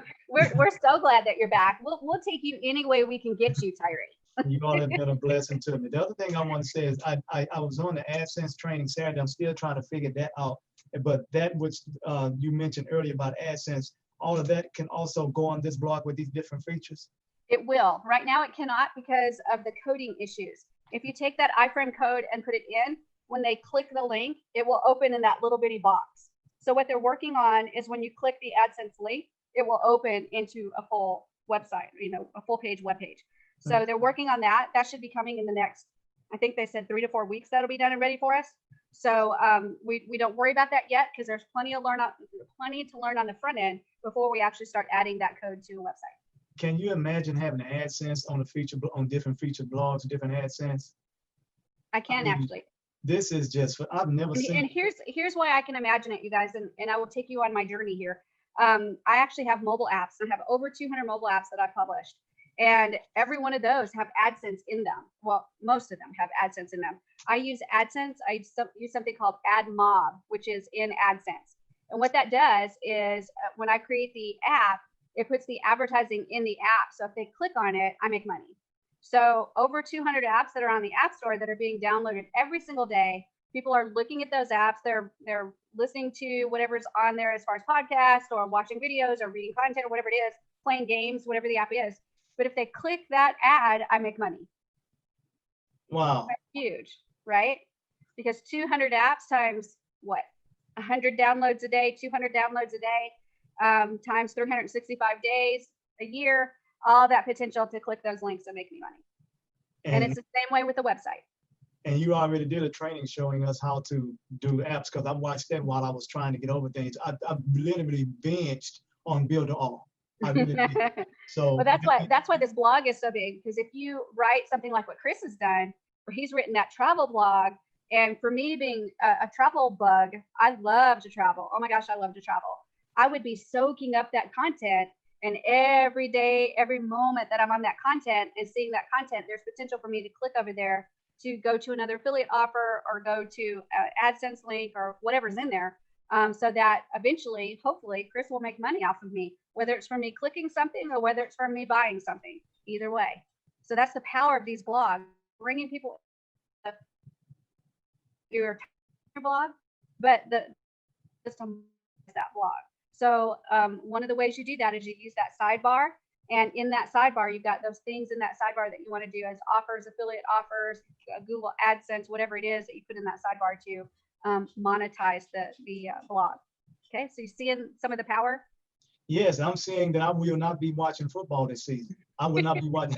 I'm going to spend the next year just binging on this blog. That's what I see. Chris and myself will not be getting any sleep. That's what I see. I'm going to be right there with you. So it's okay. I haven't slept last night yet. So just FYI, I haven't slept yet. Yep, There's nothing else out there like this. I did sleep for a little while, but I was up at 1 o'clock this morning and I've been working pretty much straight through since then. So after you guys are done, I'll probably crash for a little bit. But let's, oh, sorry, go ahead. Let me do Frankie and then I'll get Bonnie. Okay, I got it unmuted. Got it. Yeah, my question concerns the heading itself. Let's say he has a travel blog and you said, well, we could fix the heading so that it automatically goes on every page. So I want to know exactly where do I go to get that done and so that it will appear on each page. Well, let's take a look at that really quick. That's a quick little blurb. So let me kind of share my screen and I'll go back into Cheetah where all my pages are. And the first place I'm going to go is actually right here to where it says headers. And I'm going to click on that. And I already created my global header. I actually named it global header, right? So I go in and click create new header, and then I go in and edit. And this is my header. Very, very, very simple. Nothing complicated about it at all, right? It's just a menu and then my logo with the Builderall logo. That's it. And then I save it and shazam, I have a global header. Now I go back into my page list. So here's my page list again. And all I'm going to do is go down to where those blog pages are. There's those handy dandy blog pages. And I'm going to click on the triple dots and I'm going to go to settings. And on the settings, I'm going to keep going down until I see header settings. And I'm going to click on that to open it. And then I can choose the header I want for my desktop version and the header I want for my mobile version. So for each page in this website, if I want that global header on it, I just go into the settings of that page and choose the global header and then click save. And then it will apply the global header. Now, let me also remind you that the global header, when you go into those settings, it is not making a change inside of a page. Anytime that you make a change to your website that is not inside of a page, you always go up to the very top when you're done and click republish. And that will connect everything and make sure it's all connected and working. Because if you have a global header and you go in and change something, and then you save it, right? You saved it. And you come back in and you look at the live site, it doesn't show. You have to come back and click republish. So that global header says, I've changed Mr. Page 1 and Page 2 and Page 3. Connect to me again to get the new version. Okay? Okay, thank you so much.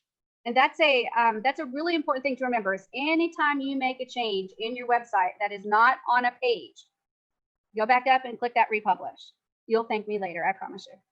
Go ahead, Bonnie. Also with coupons and super checkout. Yes, super checkout's the same way.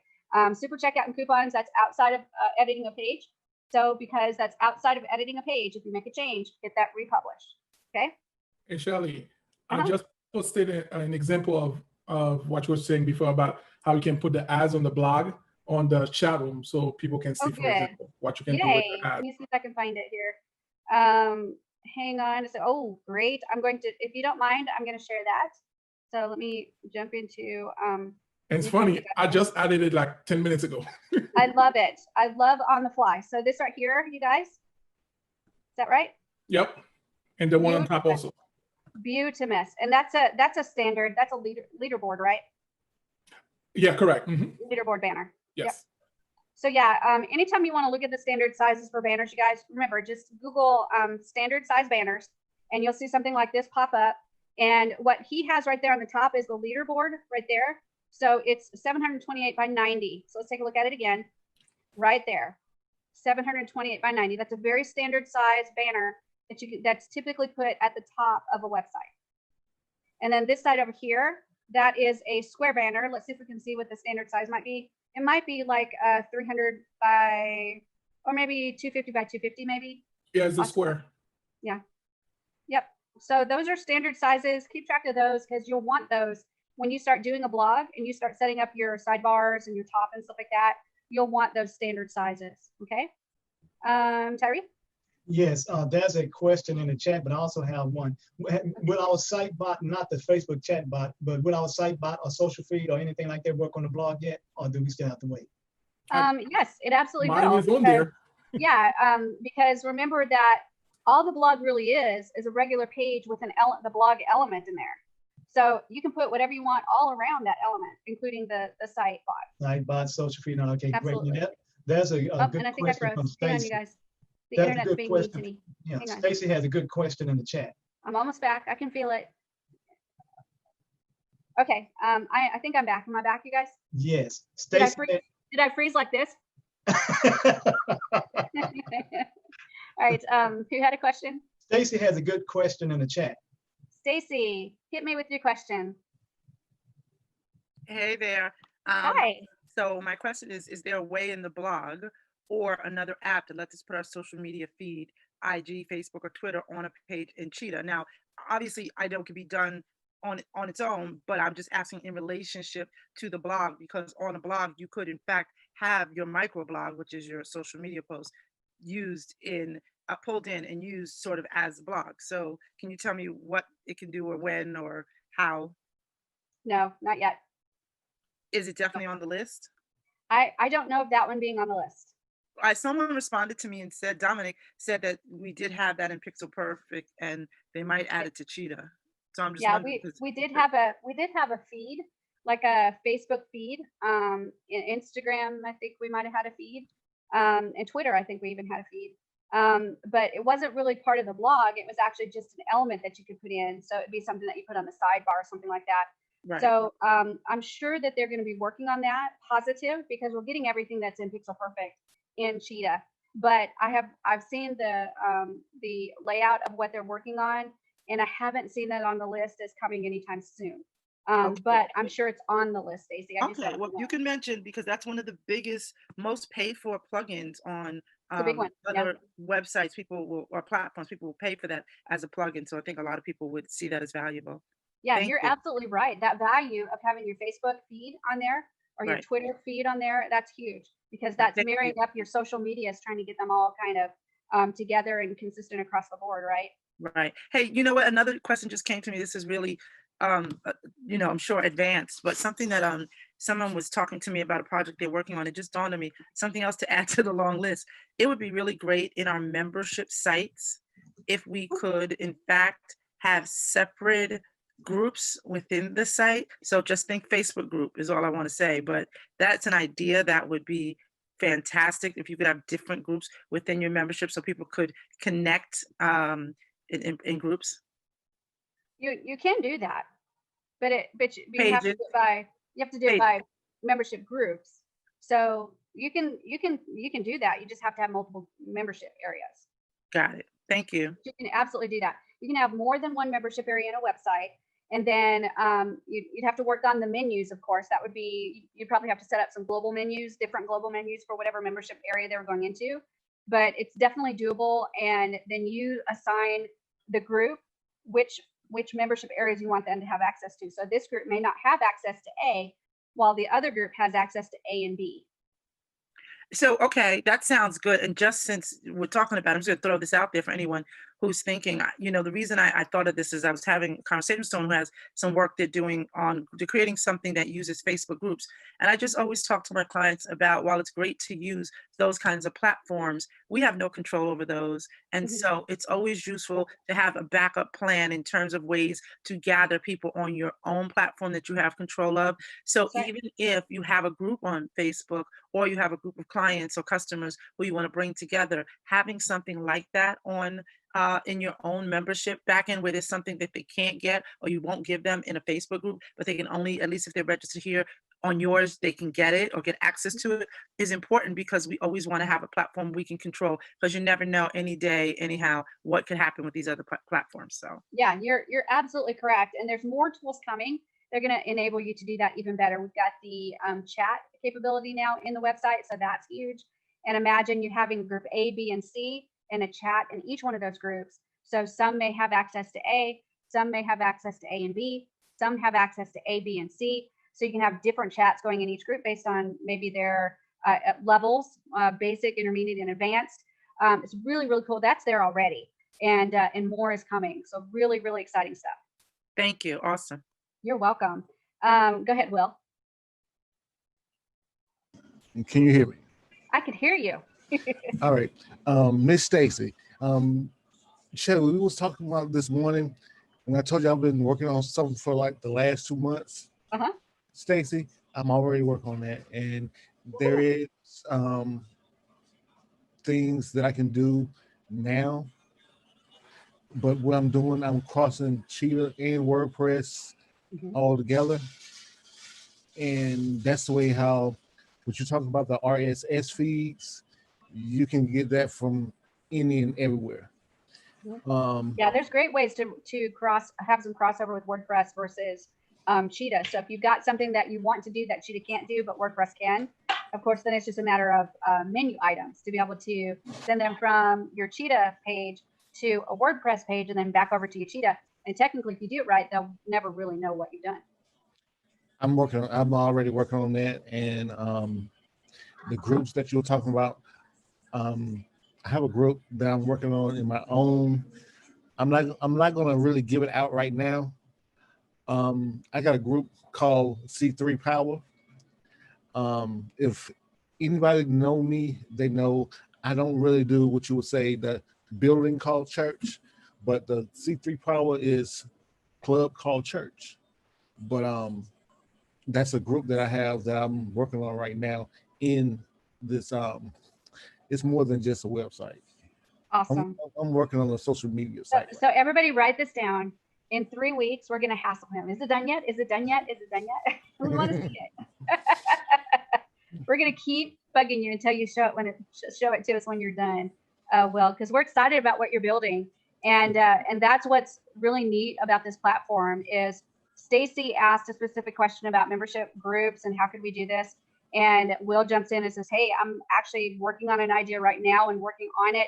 That is the coolest thing about this platform is you can, if you've got a brain that thinks well, you don't even have to think well, because look at what Dominic can do. I'm just kidding, Dominic. I'm just kidding. You know I love you. But the reality is anybody can do this, you guys. I think that it's really soon, my 5, 6, about ready to learn a builder all from her Mimi. Tyree? Yes, I just want to ask a quick question. I don't know if it's been asked or answered or anything like that, but on the blog, is it on the list to have like a comment box under our comment? I mean, on our content, like a Facebook comment box or just something where people can leave comments? Is it on the list on for that? It's coming. It is not there yet, but it is coming. And the developers reassure me it's coming soon. So get ready for that one because that puts the blog up another notch, right? Because then you've got that engagement that you're going to get. When Chris does those articles on Hawaii, people can comment down in the bottom. I went there last year. It was the most amazing place I've ever been, blah, blah, blah, blah. And then Shelly will cry because she wants to go on vacation and she's ready to go. So yeah, but yeah, that's coming. So definitely get ready for that because that is another notch. Let's go through just a couple more things that I want to show you guys before we call it a night. So let me share my screen and we'll jump into Cheetah again. And we're going to look at another element, you guys. Let me delete this one and we'll go to add and elements. And we looked at the blog groups. I want you to play with all of these and do exactly what we've been doing tonight. Pull it in, change the settings, play with it a little bit, make it bigger, make it smaller, do all those crazy things so you can see exactly what each one of these does. And then we're going to take a look at the blog lists. And for our blog lists, we've got these really funky little lists. So we're going to pull this one over. And here we have the categories. So if you take a look at this, this is what we see sometimes on those sidebars. So you can actually pull this over and put it on the sidebar, and they can actually click email swipe, and it will show all of the articles that are in that category of email swipe. Okay. If you've got social media and you click that, it'll show all the articles that are under the category of social media. So this is huge, you guys. It's absolutely huge because this is a way for the user themselves to start really narrowing down on what they want to see. So let's imagine for a minute that Chris has got his travel blog and he's talking about all these great places to travel, and he's got them categorized by country. So United States and Mexico and where else? Africa and Germany and Italy. There you go. Italy, of course, we can't forget Italy. So he's got all those categories. Well, if somebody really wants to go to Italy, they can click Italy and see everything that Chris has about Italy. And I know I've been to Rome, I've been to Rimini, Milan, and Bologna, and to the little country that's inside of Italy. Oh gosh, I can't think of what the name of it is now. But there's actually a country like in the middle of Italy. It's its own sovereign country. And what is it? Vatican City? No, it's not Vatican City. We went there too, but that was inside of Rome. It says Tuscanzi. No, that wasn't it either. I can't remember. It's right at the tip of my head. What is it? San Marino. San Marino. Oh my gosh, that's it. We went there. So you can. That's wonderful. That was such a great country. It was a little bitty country inside of Italy. So think about all the articles that Chris could write about different places in Italy and then put that in that category. And now the user has the power to filter those quick, right? Super duper duper cool. Oh my gosh. And this is something that you can put on the sidebar on any page, right? Right. Is anybody getting excited? Because I'm like thrilled. All right, let's take a look at some more. So I'm going to share my screen. And let's see, I don't know if the other ones are different. So let's go to add and elements. And it may be that they just look different, but I don't know. So we'll click and drag them over. So click and drag. There we go. Oh, this is authors. So now you can filter by authors. And then I'm going to add elements and we'll click and drag this one. And this one is authors again. So click and drag those over, you guys, play with them and see if you can start filtering by those categories and by those authors so that you can actually let the user start to drive what they want to filter and take a look at. So those are, again, awesome, awesome things that you can use on the sidebars or anywhere that you want to give your users the power to filter those blog articles. So let me go back to elements and we'll go here to return. And so we had blog lists and then we've got blog posts. So if I click on that, this is the same exact thing as what's showing on your post page. Just two different versions is all. But when you drag it over, it has the same functionality as what your post page has, that element that's pulled into the post page. And remember, we can pull that into any page and it will serve similar to a post page. But let's pull it on over. There we go, just like that. And I can click on it and click that little star. And here we go. It's just exactly like the post that we have. This one is more particular though, because this one you're going to get by clicking that read more button. So this is one of the ones that needs to go on that post page, right? This one needs to go on your post page. There's not a way, I don't think, to get this on a regular page because you have to click the read more button to be able to get to it, or you have to have the exact URL to add at the end of the big URL to be able to get to the right article so it knows what article to pull in. Okay, so those are all the blog elements that I wanted to show you. I think we could do probably another 2 hours just playing with the configurations and making them bigger, making them smaller, playing with sidebars and what could you put on there and all that kind of stuff. But here's what I want you to do. And this is exactly what I've done. Pull them, change them, make them Mardi Gras colors so you know exactly where all the color buttons are to change whatever color you want to change, the background, the card, the shadowing of the thumbnail. There's so much you can do. So play with all of those settings, with all of those elements, and find out what you can do with those elements beyond just using them on the feed page and the blog page. Okay, that is a huge thing that you can do to kind of maximize that white space that you've got on your website. Okay, that is valuable real estate that you want to take advantage of. All right, do you guys have any questions for me? Anybody's mind blown? We know Tyree was. That's cool. We always work on Tyree. We love to watch him do the Tyree. It's good to have him back. It is good to have him back. We love our Tyree and we love our Nipsey as well. Hey, Shelley, can I share what I've been working on the last day, today? Yeah, yes, please. Would you please? Yes. Oh, let me give you permission to share. Hang on. Okay, it won't take just a minute because there's not a lot to it. Okay, let me find where you're at and I'll get you permission to share. You are, where are you? Let's see, here is Mike. I'm in Kansas. I know, right? Crazy, crazy. There you are. Let me give you share permission here. There you go. All right, you now have share permission. Okay. So I put this together this last day or two. Wow, look at how pretty that is. That's really nice. I put my element down here. Wow, I love that. So I'm gonna get them a newsletter. Wow. And the one thing that you were talking about earlier about the sizes of images. Oh, look at that. See what happens with your image Yes. sizes? Yep. And the titles? Yep.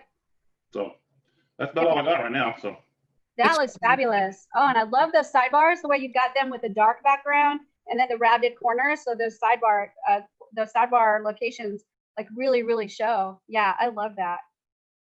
That's beautiful. Good job, Doc. And actually, I've been working with that Content Studio to get some of that stuff in there. Oh, good. I love Content Studio, you guys. I got the lifetime version. If you didn't take advantage of that, I'm so sorry. Oh, I got it. Good. That's good. Thanks for letting me share. Oh yeah, we'd love for you to share. Absolutely. I wish that we had way more people sharing because I know there's talented designers in here. You're just hiding. You're hiding. I know it. All right. Do you guys have any other questions? Let me tell Bonnie, thank you for helping me upgrade everyone. And there's a Chris, thank you for being our victim tonight. I mean, our demo person tonight. I appreciate it. And thank you so much, you guys, for being here. And Will, thank you for hopping in and sharing what you're doing with the membership areas in the different groups. You guys are so awesome. Mike, thank you for sharing your website. That was fabulous. I don't think there's a whole lot more work to do, and that's going to be done, right? So really, really cool stuff. Will, go ahead. I can show you just a tad bit. Oh, I knew we'd get it out of him. I knew it. I knew it. I I knew think it. his middle name is Eric. Yeah, I know, right? Yeah. Let me hold on. Let me find you and add you as co-host, and you can share with us. I'm so excited. I feel like it's like Christmas time. And Will has made some great websites, you guys. It's really, really fun to watch him design. I'm trying to, all right.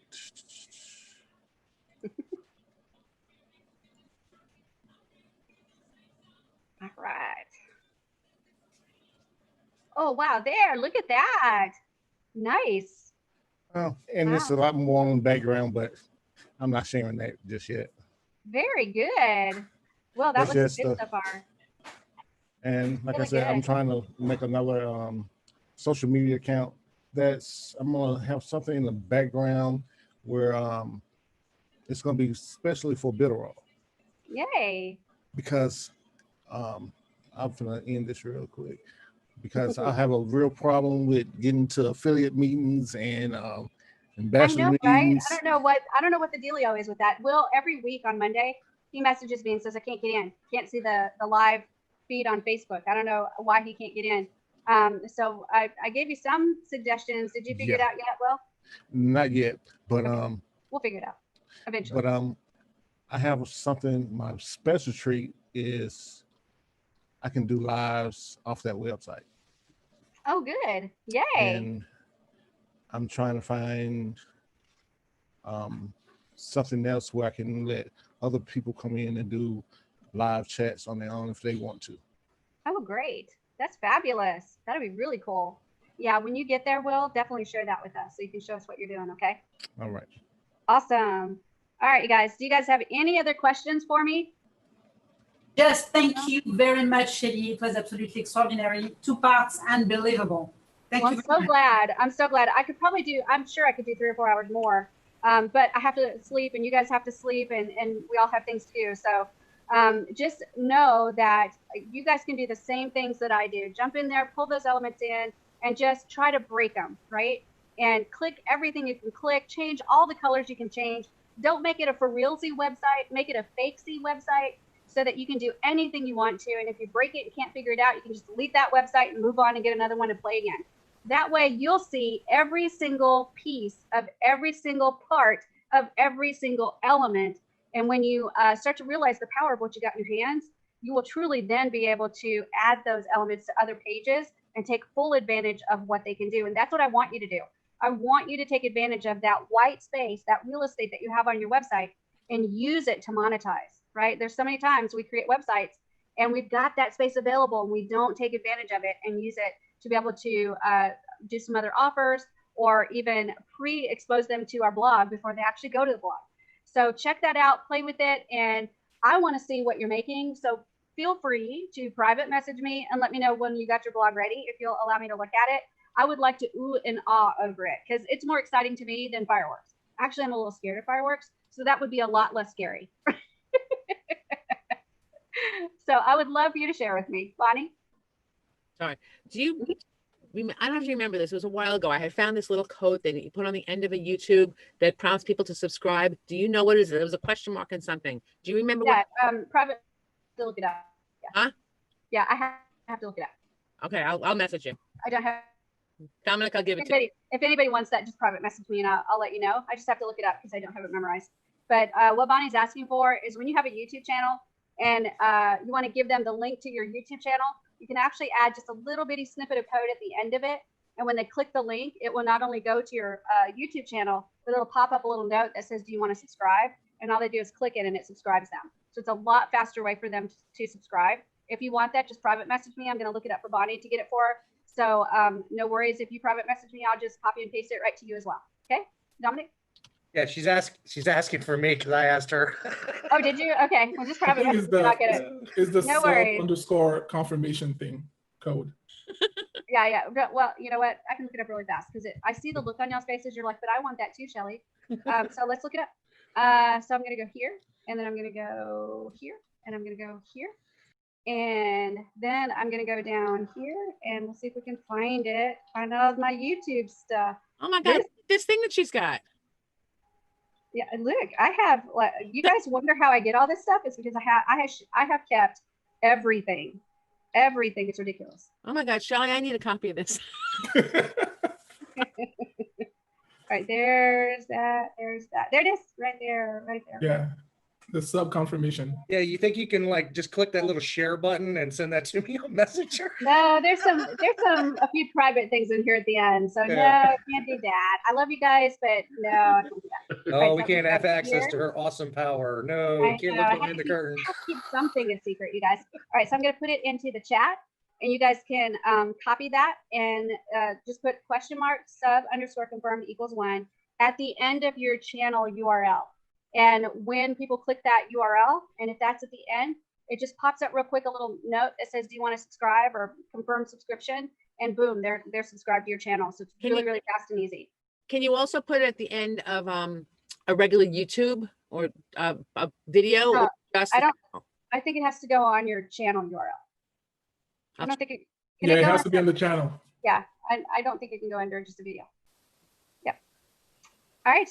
Any other questions that you guys have for me? All right. I still have some secrets that I'll share for next week. All right. I'm going to go ahead and let you go. Y'all have a fabulous, fabulous Tuesday night. And for those of you that are in the Google AdSense training, remember that we've got that super double secret group that we will be meeting in tomorrow night to be able to do our studying together on how to use Google AdSense. So I can't wait to see you guys tomorrow because, oh my gosh, I have found some incredible AdWords that are very, very valuable that we're going to look at using for Google AdSense. So get ready. That's definitely a buckle up buttercup because it's going to be a wild ride for that one. So I'll see you guys tomorrow night in that group. And then for you guys that are ambassadors, I'll see you guys on Friday. But until then, have a fabulous, fabulous, fabulous week.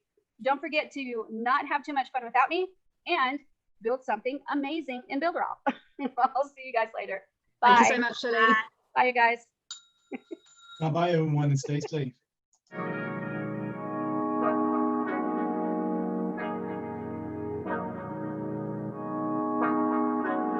Look, hey, they designed a platform for you all. What you want, what you need is Builderall. Build it up, we just answering your call. We're the one-stop shop if your back's against the wall. Yeah, you're a Builderall rock star. Hey, you can build it all, go hard. Sign up and you'll see we got it all. We're the one-stop shop if your back's against the wall. Look, if you're trying to build the name of your brand, they came with a plan, get your name in demand. With Builderall, you can save your day in advance. Keep the apps automated so you barely need to glance. Listen, think of all the power that you hold. It's a new globe, everyone is grabbing for their phones. Imagine the control, build your passion on your own. And the more that you connect, the more attraction they will show. Not only a sales funnel, look, this is more advanced. This will help you compete, but have the upper hand. Keep your products in demand. It's all in one spot. You don't have to calculate and feel afraid with your thoughts. Automate your response. Drag and drop your site or click map your fans. See the pages they like or use the video wrap or capture their sites. Design your own app from scratch, just how you like. Yeah, they designed a platform for you all. What you want, what you need is Builderall. Build it up, we just answering your call. We're the one-stop shop if your back's against the wall. Yeah, you're a Builderall rock star. Hey, you can build it all, go hard.